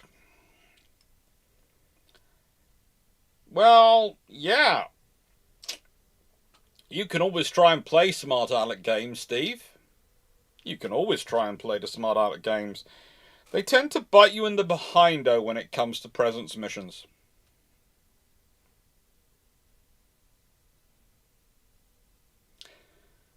No, it's always going to be a case of you're probably going to want to bring the uncrewed ships in with you, because then you can conduct some quick maintenance in port.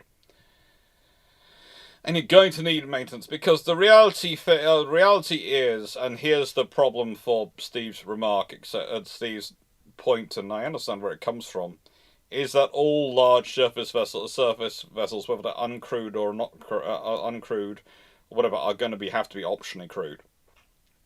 Because you're going to always have to have the ability to stick some crew on them to maintain them. And while you've got people aboard them, you're going to want to be able to run a watch. Which means you need some sort of bridge system and setup. And a control system or setup. Which means that every single large surface vessel, large uncrewed surface vessel, that's not just taken aboard ship, it cannot be just picked up and pulled aboard ship, is going to be optionally crewed.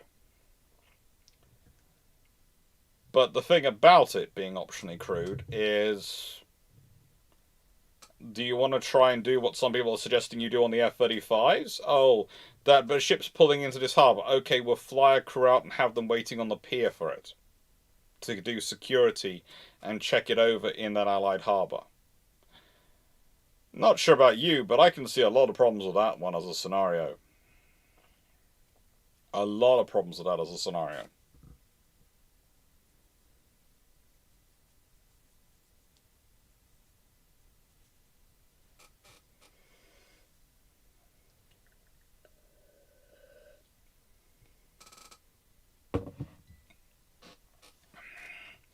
So realistically, all the ships are going to be optional. All the larger surface. And by the way, when I'm talking about a US uncrewed surface vessel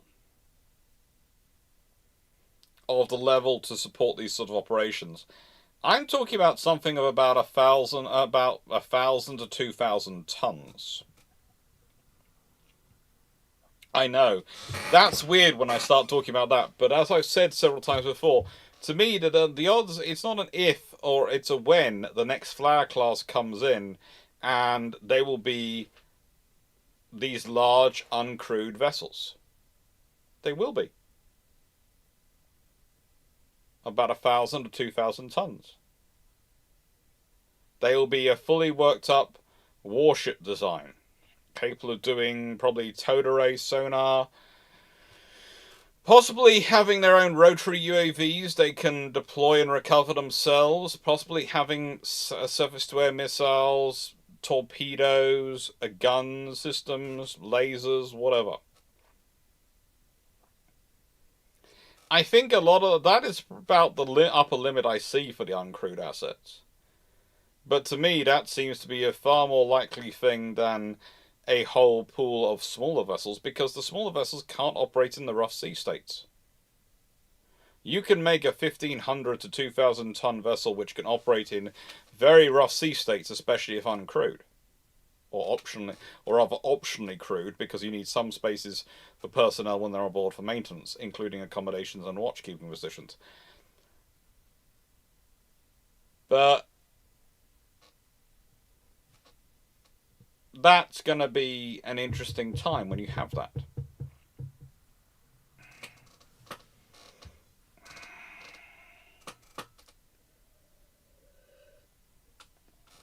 And the reason why no one is going to convert, sorry Lions, not a bulk carrier, probably it would be a container ship if they did it. A bulk carrier doesn't... Basically, a container ship has the more of the structure you need for converting and more of the power supplies. Bulk carriers don't usually have power supplies going to certain positions in the ship, whereas you often have already got power and sometimes even data, and often even data cables as well, running to portions of the ship in a container ship.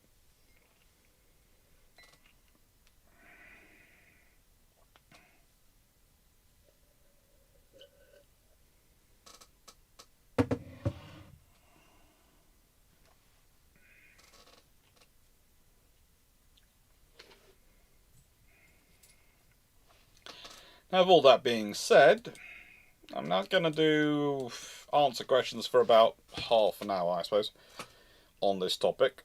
It's not as long as I normally make these videos, but that's because it is basically going to be an hour speech and then an hour answering questions, I think. Probably a bit longer, knowing me, on both.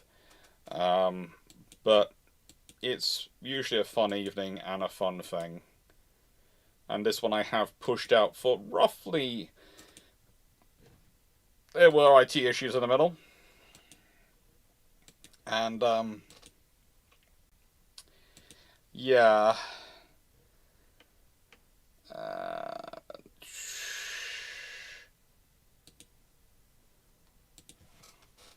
I'm just fixing something.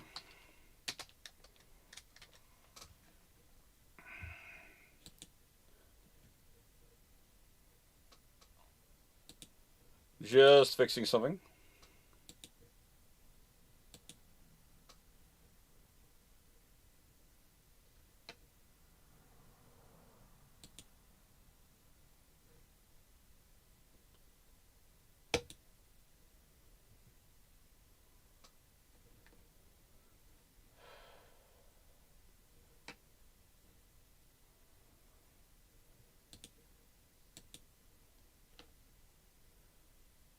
That should do.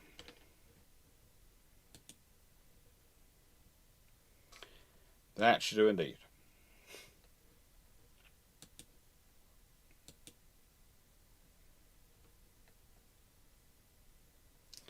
I usually do okay for timings. I usually do okay. So let's do questions open.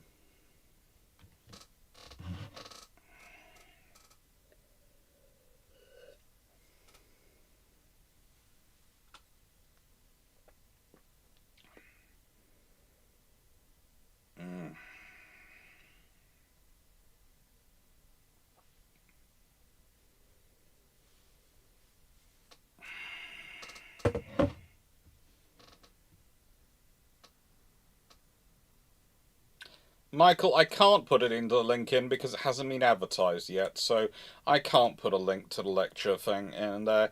If I could, I'd have done it already, wouldn't I?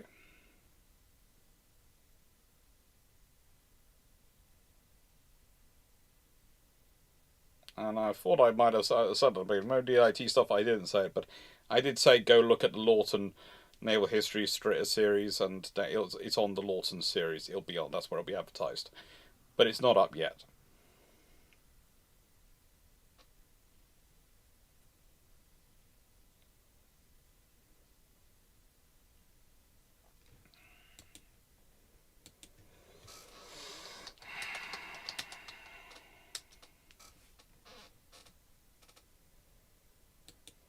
I'm not sure, KVG, Calm why you are quite interested with the Type 54s. They're a fairly decent 4,000-ton frigate of the Chinese Navy.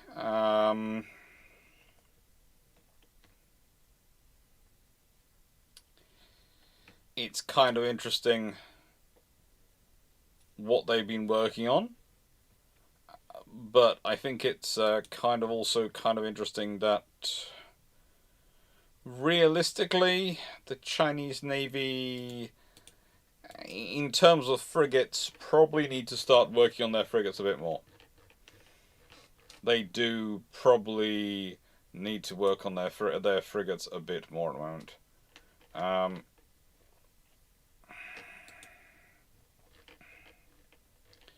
I mean, they do work hard on their frigates, don't get me wrong. But once you get past the Type 54s, you find there's a whole host of destroyers. And they're really, you know, once we start looking at the frigates, they're mostly Type 54As. The older Type 53s. But they've only just commissioned a couple of Type 54Bs in 2025.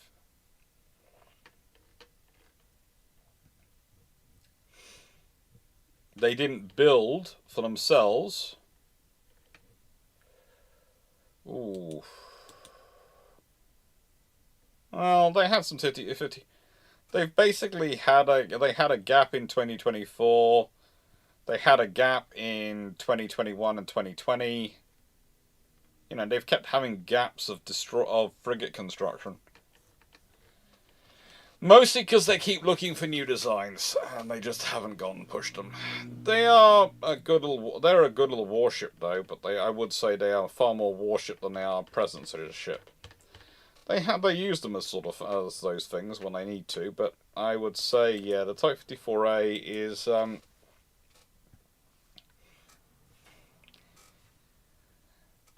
it's more of a warship, especially with its tonnage and the way they've outlined it, than anything else. But it does have some advantages. It does have lots of rocket launchers. It has lots of VLS, but more importantly, it has lots of visible things. It has the box missile VLS. It has the guns. It's a good multi-purpose frigate, but it's not a conflict management tool necessarily as much as it is a war-fighting tool. And there's nothing wrong with that. It's just you need both. You need both.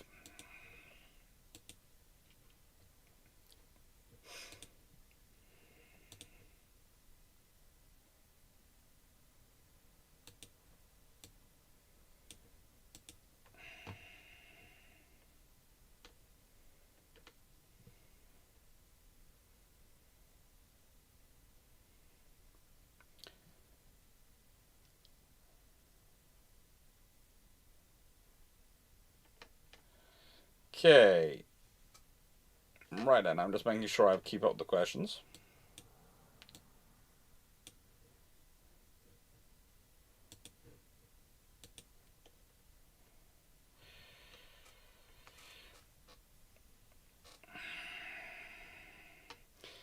Arrowhead 140 is also Type 31. That's just it's the same thing at this point as far as it's near enough makes no difference.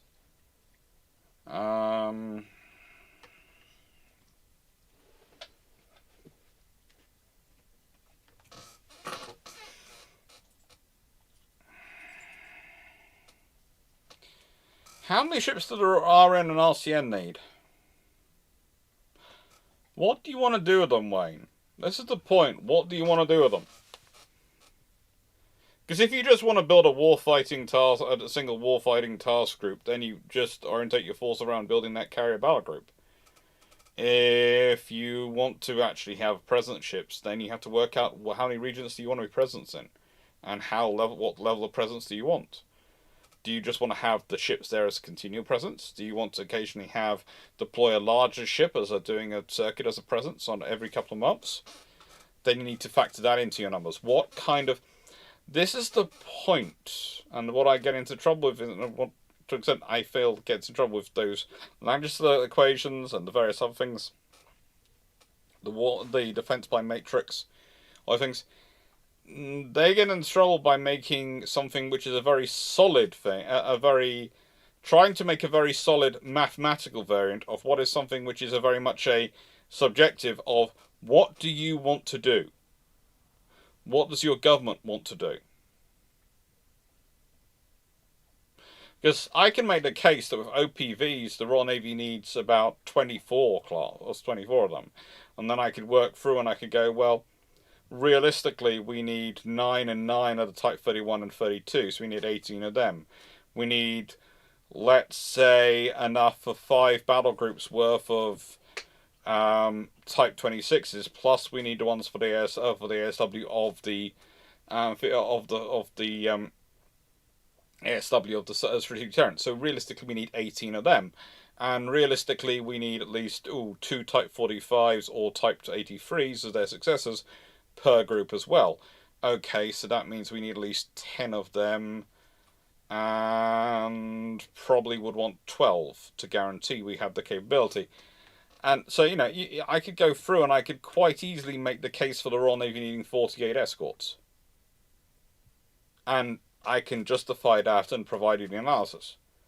But if you're not prepared to pay for that because you don't want to commit to that many missions, then okay, right, then we need to change things. And this is part of the scenario of this you've got to consider, is what you can do depends on what you procure. If you don't procure it, you can't do it.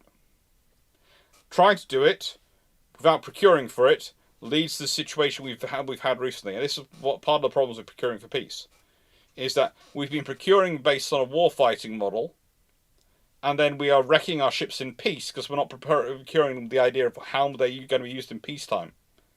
And that's the problem.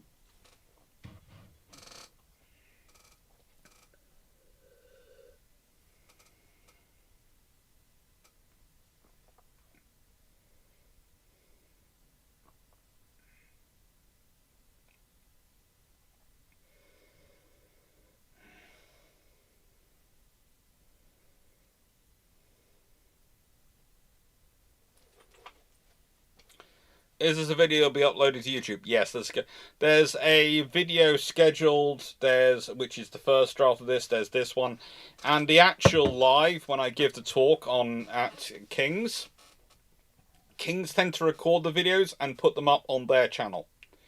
So they will sometimes even broadcast it live. So they have their own broadcasting system, and they sometimes broadcast it live, so that'll be a lot of fun.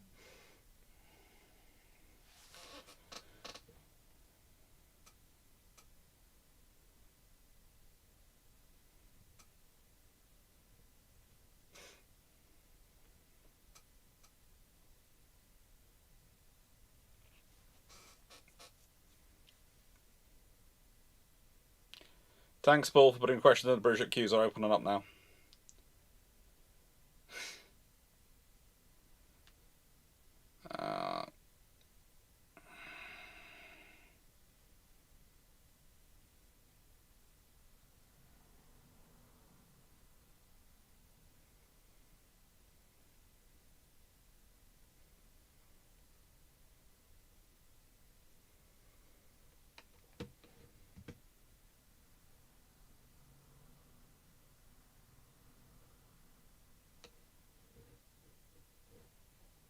Right, then let's find Discord and open up the questions. And by the way, Paul Amos is trying to get the questions into the Discord server so I don't miss questions. So thank you to Paul for that one.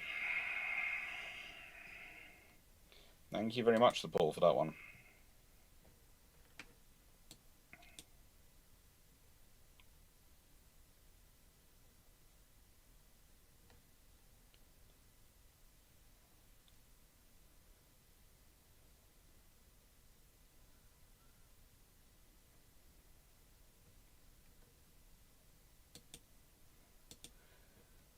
Now, goodness gracious me, there's a lot in Click today.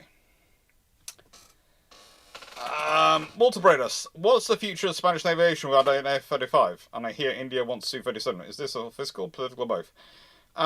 India on the Su-57 is mostly coming from Russian sources, not Indian. I will wait to hear what I hear. As far as I've heard from the Indian sources, They are very much looking at various options.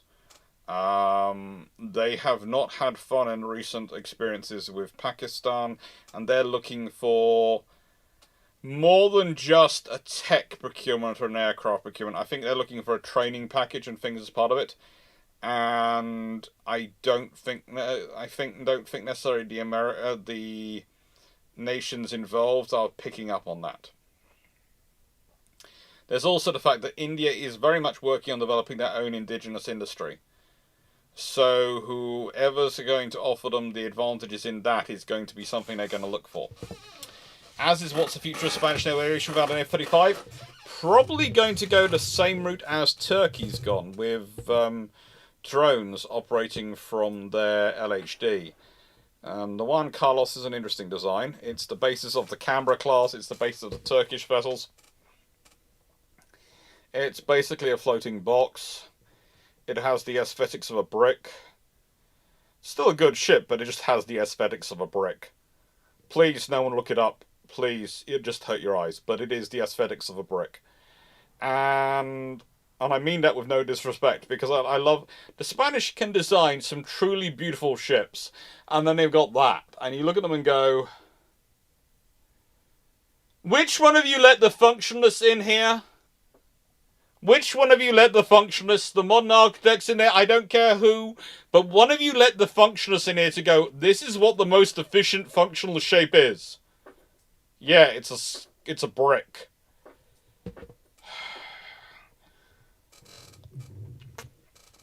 So without F-35, they'll probably go uncrewed assets.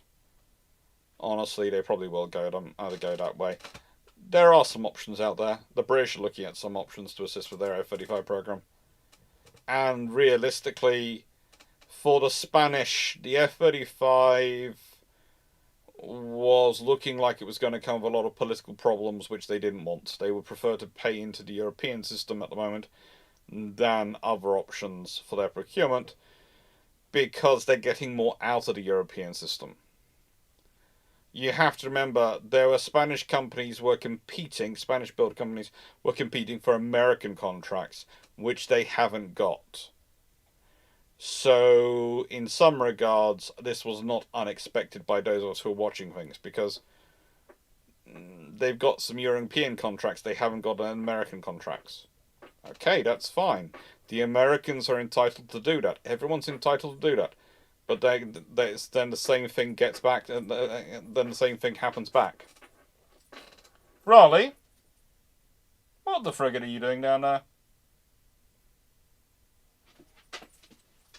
The fact that you're trying to look so innocent and quickly coming towards me makes me think I should go look at that patch of floor that you were licking efficiently.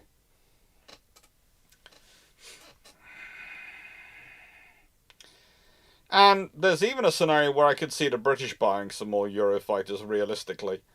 Honestly, we probably need to, because Tempest will come when Tempest comes. The F-35 program is rattling along.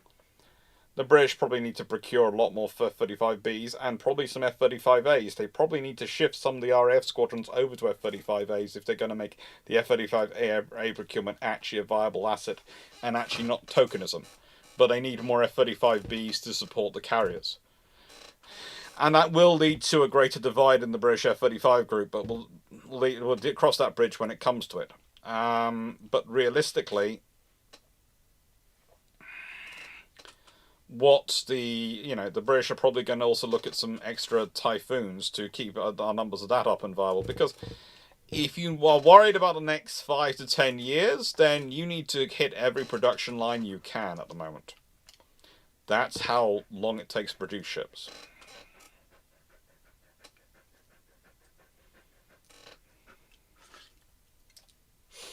Now, as the British needed more than 1910 town class light cruiser than the 15 originally planned, but it's 30 plus 40 the range the British ideally needed. Why? Why do they need that? You have to remember, the British aren't replacing all their ships at the same time. They have a lot of other ships still in service and presence around the world. What are the town class they can replace of that suddenly need 30 to 40? This is the thing. If you were talking from a blank slate and you used to do the British operations, yes, you would need 30 to 40 town class.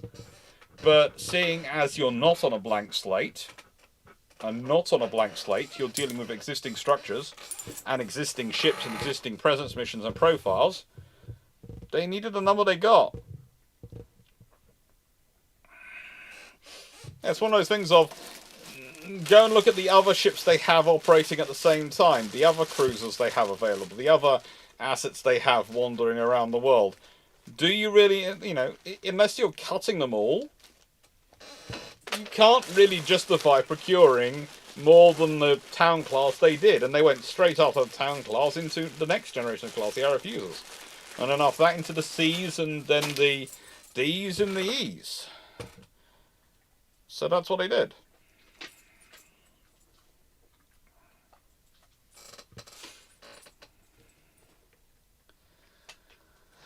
Lawrence, how many Type 31s and 32 would you ideally think the Royal Navy should have? Well, I gave my ideal fleet a bit earlier on. It'd be 12 Type 83s, 18 Type 26s, 9 Type 31s, and 9 Type 32s. Honestly, that's what I'd be looking at, plus about 24 OPVs wandering around the world. But that's me. I am basically, that would be me designing my perfect system for British maritime, maritime security and conflict management and warfighting capability under current circumstances. And I'm biased, and I admit I am. So, that might not be the system which people actually want to pay for. Probably isn't. Don't worry, Paul is picking stuff up without the prompt. But make sure to say thank you to Paul. Aaron Shadow, what are the best books that act as explainers on different types of naval ships? Ooh. Explainers on different types of naval ships.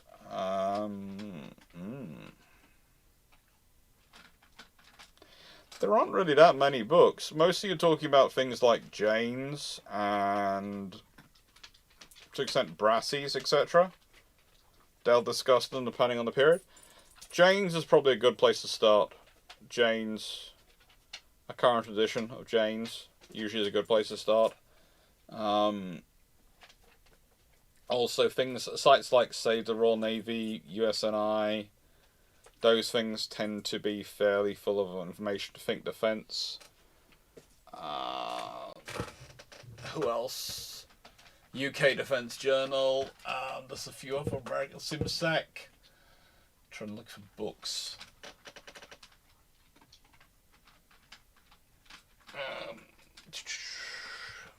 This is very good for treaty era books. Warships After London, Warships After Washington by John Jordan are very good books if you are interested in the treaty period. Jane's up there, I think, is that the aviation one, or is that? Well, you're not going to get, if you get the books out for me, I will happily give you a biscuit as thank you, but you're not getting a book for me just leaning in the direction. You're not getting a biscuit for me just leaning in the direction. It's not happening. You can be as adorable as you like. Not happening. Jane's is always fairly good, but I think that might be Jane's Aircraft. No, that's fighting aircraft, isn't it? That's not the ships. The ship one is somewhere else around here. And these little Collins books were really good when I was a kid. Was he explaining to other kids? Yeah, I started teaching people about naval warfare a long time ago when I was far too young. Wayne's what science and technology? Question, let me reword it. How many Type 26 does Canada need? My personal guess at least 21 for presence missions. Look, Wayne, I love you dearly. But once you're procuring onto that number, that scale of ships, you are procuring what are first-rate frigates for everything.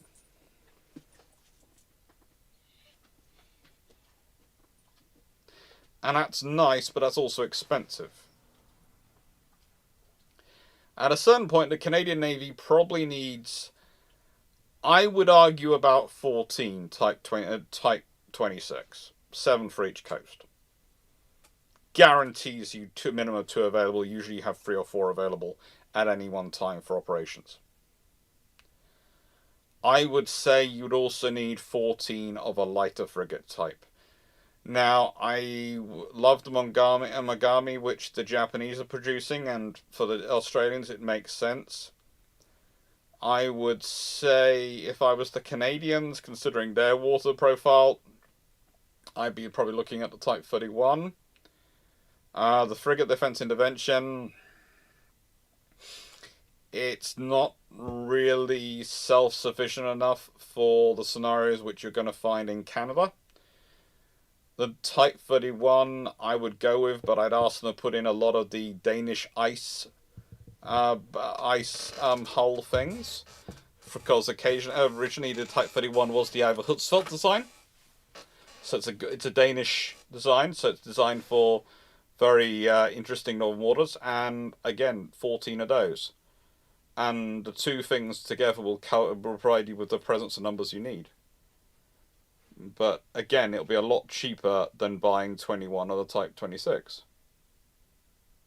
And give you a lot more flexibility of force. And you've also got the Harry de Wolfs, and you need a lot more of them probably.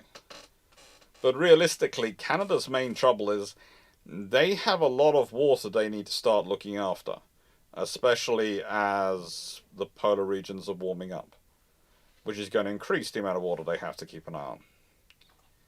And we can all agree climate change is affecting things in different ways, and there are various reasons for climate change. That's one of those things which goes in there. I come from a school which is that this is a nice way. The planet's always, as the planet goes through up and down in space and radiation clouds and all sorts of things at its own internal processes, there's always a level of climate change on.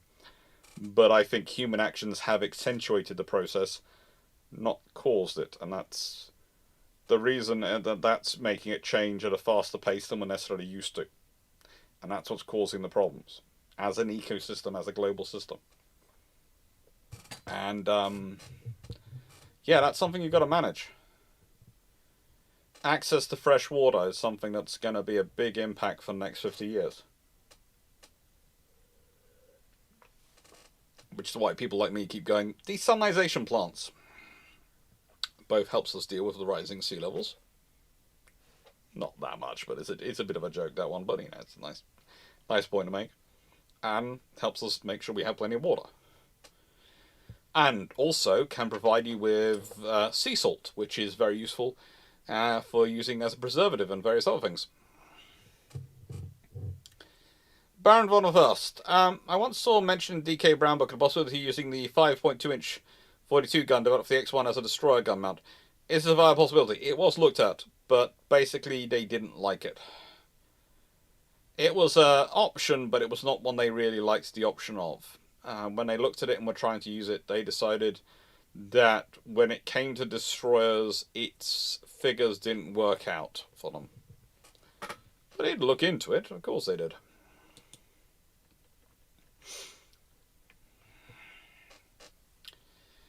Knight 6831. Are the 21 Apollo class protected cruisers of late 1880s to early 1990s a good example of procurement for peace? That's certainly what they're procured under. Them and the gems.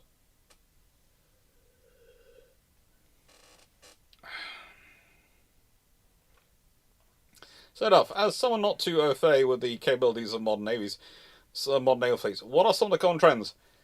Yeah, depending on the navy, they're either going for increased missile fits and increased VLS sizes, or very small missile fits. It also depends on when they're starting their procurement, before or after Russian intervention in Ukraine.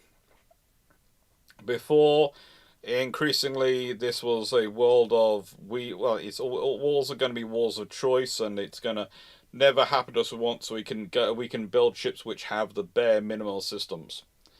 Now they're starting to talk things bigger, and I've even noticed it with the Type 83 discussions. The ship sizes seem to be getting bigger. They seem to be getting bigger what they're discussing. So that's the interesting thing, and there's all sorts of realization that maybe some of the decisions made in some of the procurement programs were not necessarily the smartest.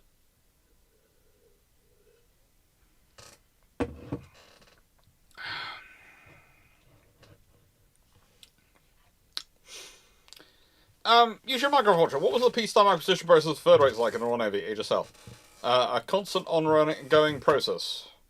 Admittedly, they were helped by the fact that the wars were just as common as peace in those periods, and you'd find yourself at war without any notice, but you just keep a constant level of production going. All great freight refits. It's just a constant process of work. Not pulling this. How many uncrewed assets of the 2,000-ton range would be needed? You would probably want 1 to 2 per crewed vessel. 1 to 2 per crewed vessel. And the thing is, if you think about it, if you have a task group built around 2 Type 45s or Type 83s and 2 Type 26s and a Type 31 and an aircraft carrier and a couple of auxiliaries, RFAs, well,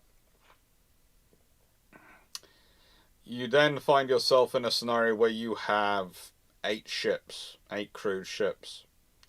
Add in 16 uncrewed vessels wandering around them, and suddenly you have 24 vessels in that task force. It looks far scarier. Your outer perimeter is made up of ships which, frankly, in the nicest way, if you need to turn on their jammers in such a way that they have the radar signature of the moon, so that the hypersonics and things, if they've got through everything else, get attracted into them and go boom on them, great.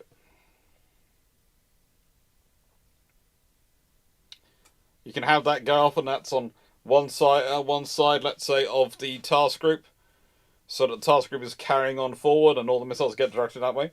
The odds are, if you manage to make your radar image look big enough, the missiles will actually plow into the water around the 1,000 to 2,000 ton ship rather than hitting the ship.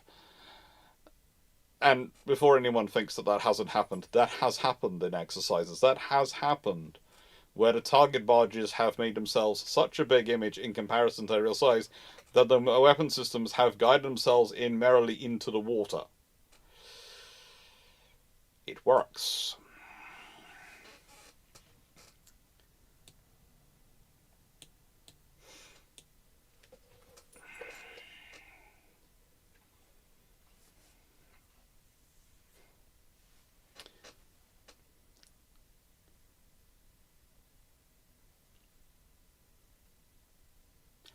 Yeah, and Minecraft Watcher, it's not 25 to 50 years between each procurement.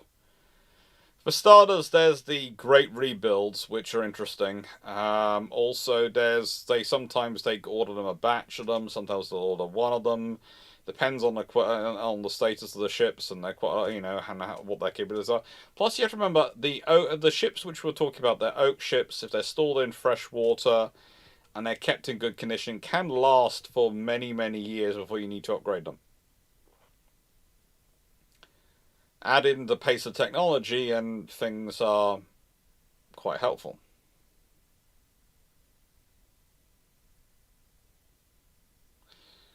Poseidon, 1928. You're the head of the design team with a blank check to design an advanced long-range maritime patrol aircraft for Britain with a 10-year deadline. Armed with foresight, what are you doing? In 1928, I'm investing in developing 2,000 horsepower engines. The aircraft I develop may be good, may not be good, but if I can get 2,000 horsepower engines developed in the next 10 years, so that they are available for fighters and other aircraft in 1937, 38 onwards, we're going to be looking at an advantageous position. Other than that, I'm probably going to try and develop something along the lines of the B-29, honestly. Hello, Melville Spence. Thank you.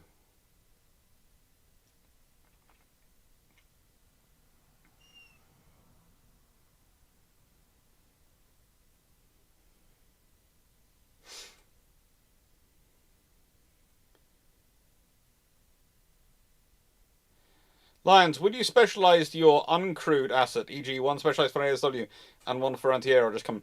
No, I would make them stand-flex modules. I would use stand-flex modules as my basis of it. I would literally want to make them as modular and as flip-aroundable as possible. So I could load them up with missiles, I could load them up with, whatever I need to. I want to make them flexible assets so they can be my minesweeper, they can be, it doesn't matter. The hull can be adapted as I need to be, and the stuff can be coordinated from a crewed hull. So that's the advantage, that's the thing I want them to be. I want them to be as adaptable and as flexible as possible.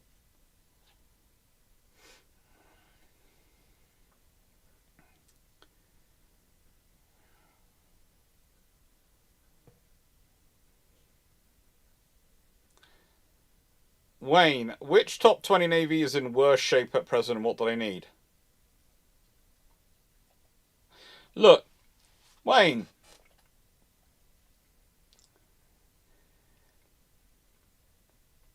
That's like asking to judge between a competition of which person has been stabbed. Which of these people with actual swords sticking out of them has been damaged the most without being able to run an X-ray. I cannot think of a top 20 navy that is not having issues with its equivalent of the Royal Fleet Auxiliary. I cannot think of a top 20 navy which is not having issues with ship maintenance. I cannot think of a top 20 navy which is not having issues full stop with keeping ships in the service. I do laugh every time the Americans take a picture of a dirty ship and go, wow, it's so dirty, it never used to be like this, and you sit there and go, yeah, I can tell you why. One of the big clues is that the Submarine class, they only procured 3 of them. They needed to procure more of them to help to actually balance out the cost of the development and also to actually balance out the need of them.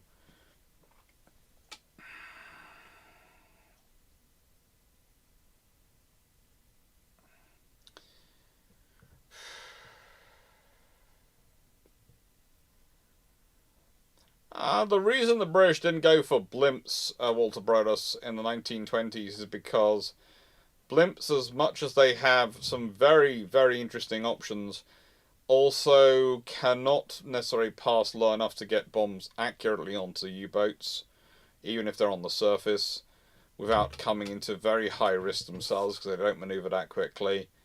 And more importantly, they are prey to any enemy fighter aircraft. And you have to remember, where are the British thinking about conducting ASW warfare in the 1920s?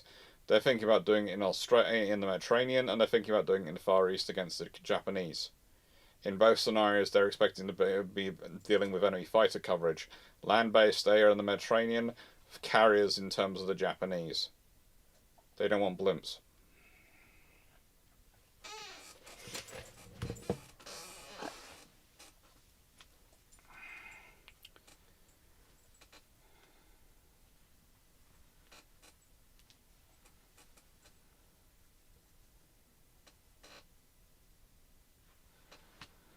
Yeah, but Walter Brodus, that's putting the Russian Navy in the top 20 navies in the world, and at the moment the Russian Navy are having issues. They have a good submarine arm, but even that's suffering from issues. I would say the Russian Navy has options there and has potential there, but I don't think at the moment they are making it into the top 20. I just don't. When you consider how, the nations which are in there, you're talking about the Japanese, we're talking about the Koreans, we're talking about the Taiwanese, we're talking about the Chinese, we're talking about the Americans, we're talking to an extent about the British and the French, we're talking the Italians, we're talking all sorts of various navies. The Russians are probably in the top 20, but there's an argument as whether they are. There's the Turks as well, who have some really interesting ships and capabilities. Honestly, the Russian Navy needs to go for a period of upgrade and renewal, because they've got a load of old ships which haven't been well treated. They've got a load of new ships which haven't been well built, and they've got a load of assets which we don't know what their level realistically know what level their crewing is.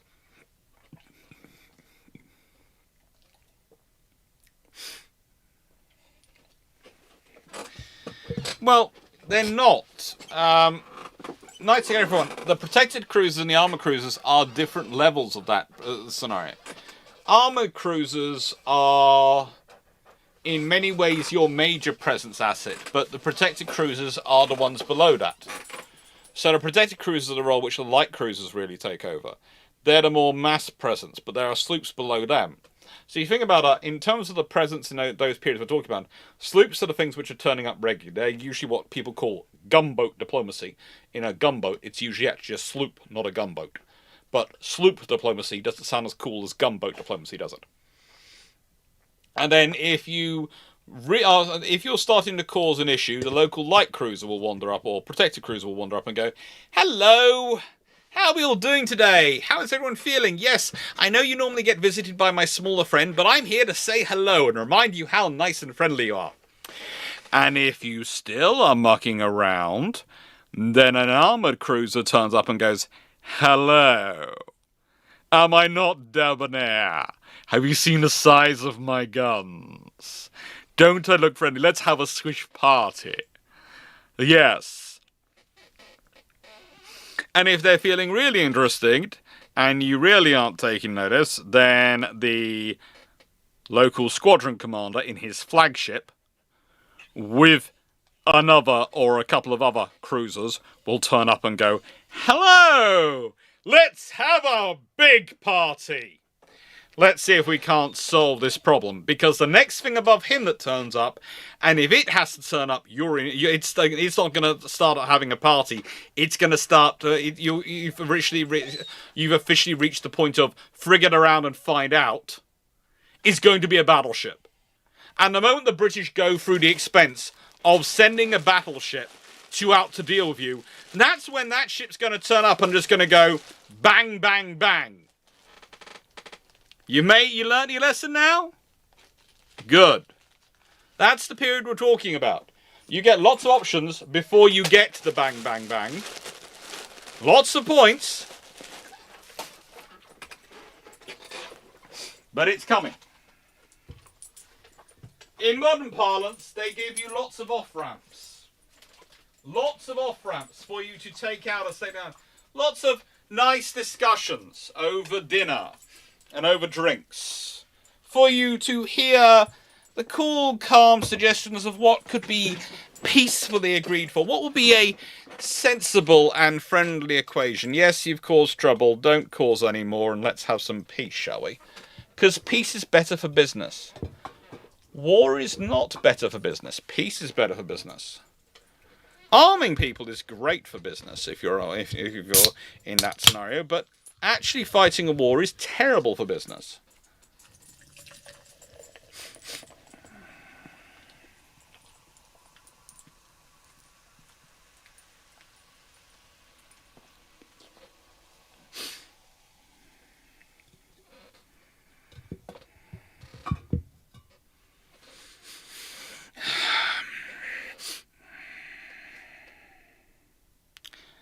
When I think of blimps, I wonder if any were fitted with radars early AWACS. Not really, but I'm sure there were some experiments, but not really something they were not interested in doing, because again, there are issues with it. There are issues with, once you've got decent heavy in the air aircraft which can fly at sufficient height, they offer far more control and precise positioning than most blimps do. No. No. I know you're not well. I know you've got ear infections in both ears. And I've been very nice, and I've been a bit too generous of you. But you're not doing this. And in nicest way, no, you can't go to bed yet, because you haven't been called yet. So you can poke me as much as you like. It ain't happening. As cute as you are. Not happening. So how did the USN's lack of third rates hurt them overall? Mainly it meant they had nothing above the big frigates. You know, they had these, and they were gorgeous and capable vessels, but they had nothing behind them. So they could go to this level, but they had no ships of the line behind them. And realistically, they needed something decent on the ship's line status. Possibly, again, a second rate of some kind, in terms of numbers of guns. Not necessarily a first rate, but they needed something decent enough that they were again going, look, if you're going to turn up, you're going to have to turn up with something capable to deal with this. You're going to have to bring multiple third rates. You're not going to be able to get away with just sailing a single one and causing trouble.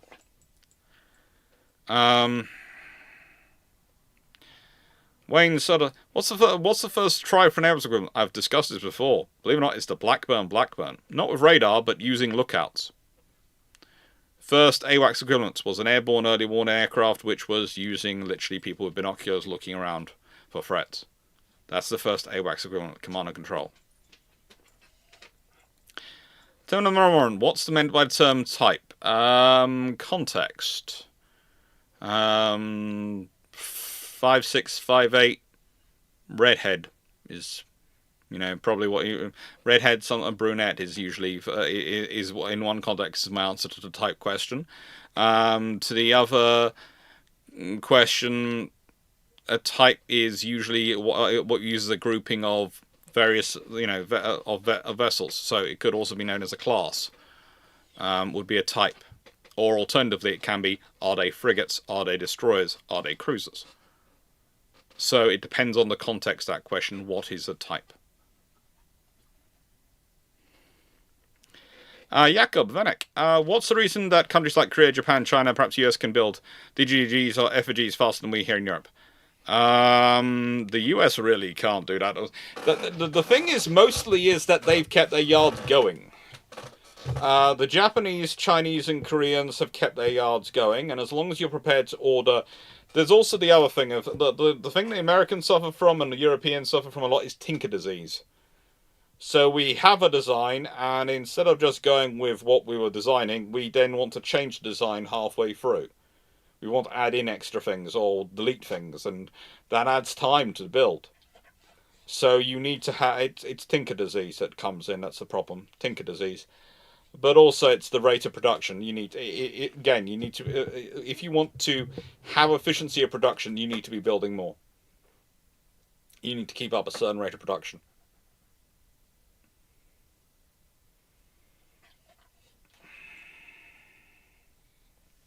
Stop it. Please.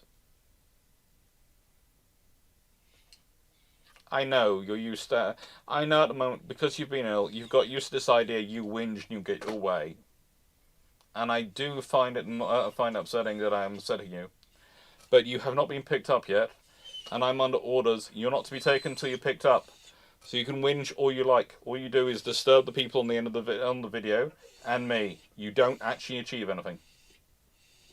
And I will have a conversation with you, because in the nicest way, the fact you can pick out every word I say on variations of taking you out of the house for something means in the nicest way you understand exactly what I'm saying when you want to. How do we solve the tinker disease in NATO powers?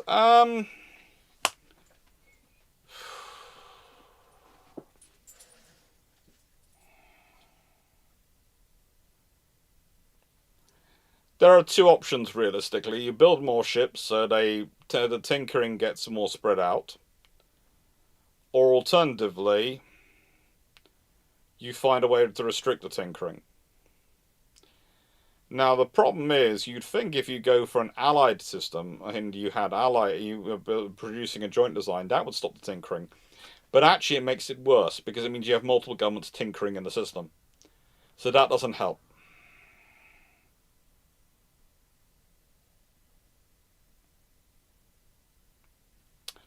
Realistically, you just have to get them to actually work it through sensibly.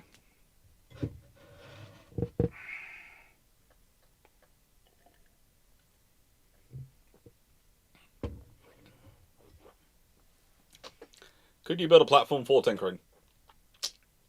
Honestly, that would be what a modular ship is.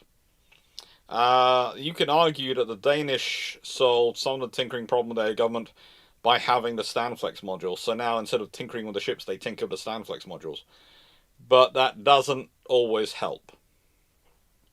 The issues the Overhood class have had in terms of air defense, the issues they've had with some of their systems, because of some of the problems in upkeep and some of the lack of investment, again, you still don't necessarily get enough hulls. However, Hood felt they built three of them. They needed about 6 of them, especially as they've been using them. Originally, they built 3 because they were only going to be used for key tasks. But then they and the Absalons, 2 of them, got used for more and more duties, going to more and more places, and that means they're getting more and more stretched, and you needed more and more hulls.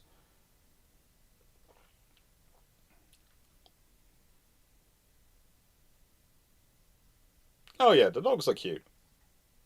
They are bossy. Nicest way, the most fixed calendar I deal with is the Ralsonian calendar. The Ralsonian calendar is inscribed in stone somewhere. I, Raleigh, will be forever in Papa's office by 9 a.m. in the morning, no later, or I will whinge the house down. I will be in my then his next point is I will have my dinner by this time. I will have had my wander by this time. I will have had my next dinner by this time, and I will be in my bedroom by this time at night. And it must go round, or I will complain loudly and longly.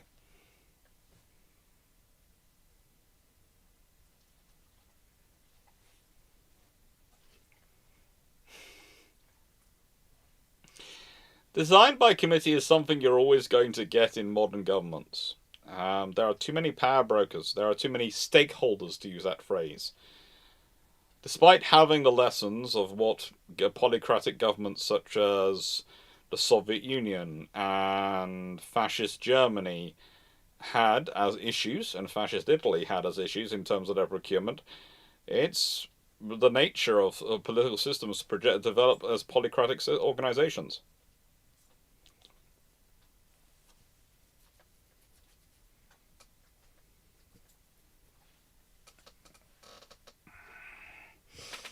With that being said,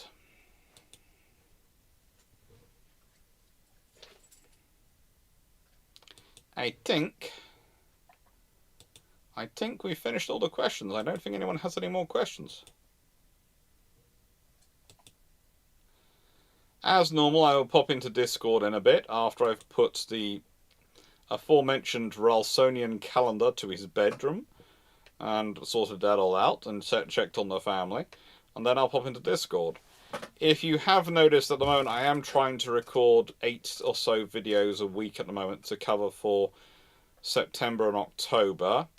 And hopefully tomorrow the website will be up for the Japan trip. So we'll start advertising those, at which point when the website's up, you should see some notifications appear from some very special Wednesday videos. They are going to be me and Drac chatting away.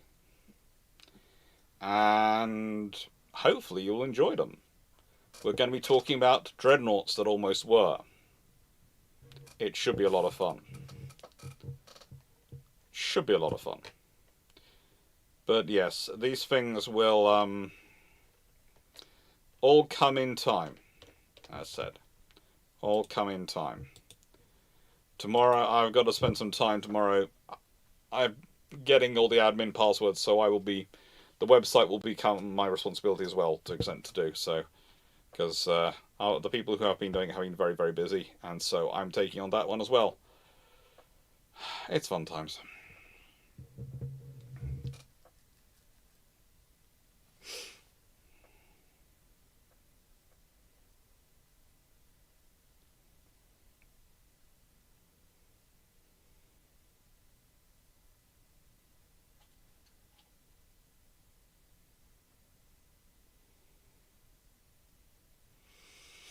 So that being said, thank you very much, everyone. Hope you enjoyed on Twitch and YouTube, and hopefully I am trying to watch both at the moment to check it's all working, check it's all happy, check it's all getting through. And yeah, if you have any questions before I go, put them in now, and I will do them before I go. Otherwise, I will start to say goodnight. And see you later on Discord. Hope you enjoyed it.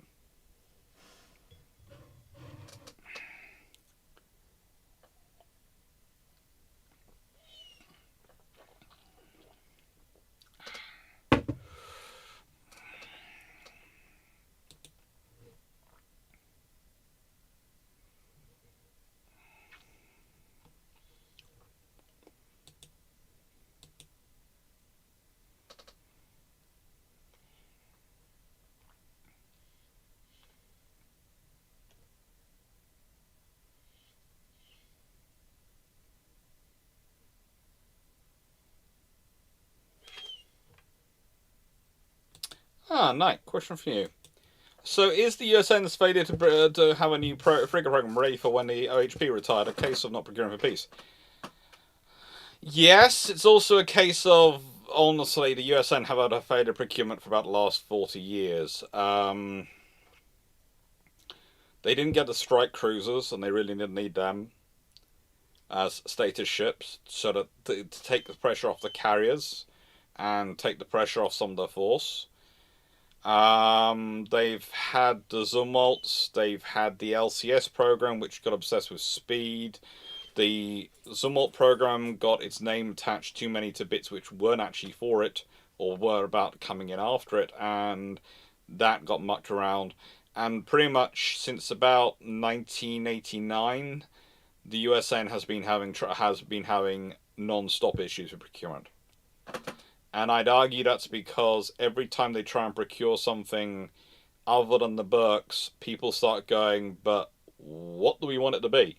And basically, what the USN wants is, we want it to be the new Burke that is able to fit with the modern world.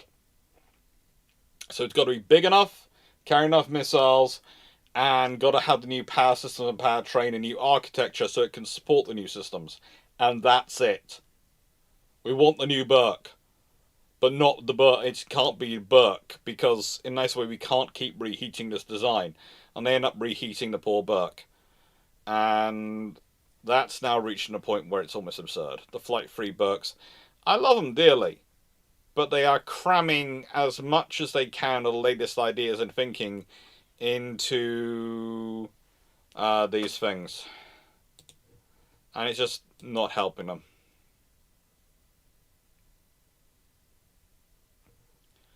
Have I checked my DMs? No, because, well, just no.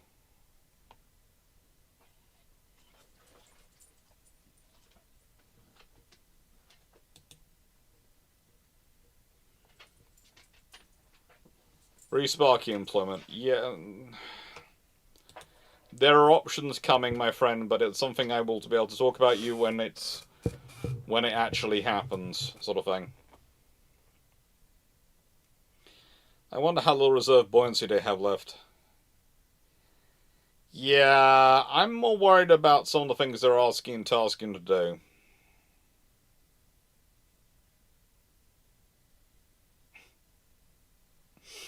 Anyway, thank you very much, everyone, for watching. Hope you enjoyed. Hope you found it interesting. And take care. Thank you. Let's do what? Don't. Away. And let's see, what else have we got coming up? Well, next week it's going to be Jeffrey Hornby, is on the 12th of August, and then it's the École Naval, and it's Hugo von Paul, and then it's the Battle of Actium, all of which have already been loaded and done. Yeah, there's a lot of videos to do, but this is the reason I'm doing about 8 to 10 a week at the moment, so I can do about 2 weeks in a chunk, and 2 weeks in a chunk, and 2 weeks in a chunk, and get them all done before I disappear off. And hopefully get a fair number of Novembers done as well before I go. Thank you very much, everyone. Take care, and hope you're enjoying life. Toodles.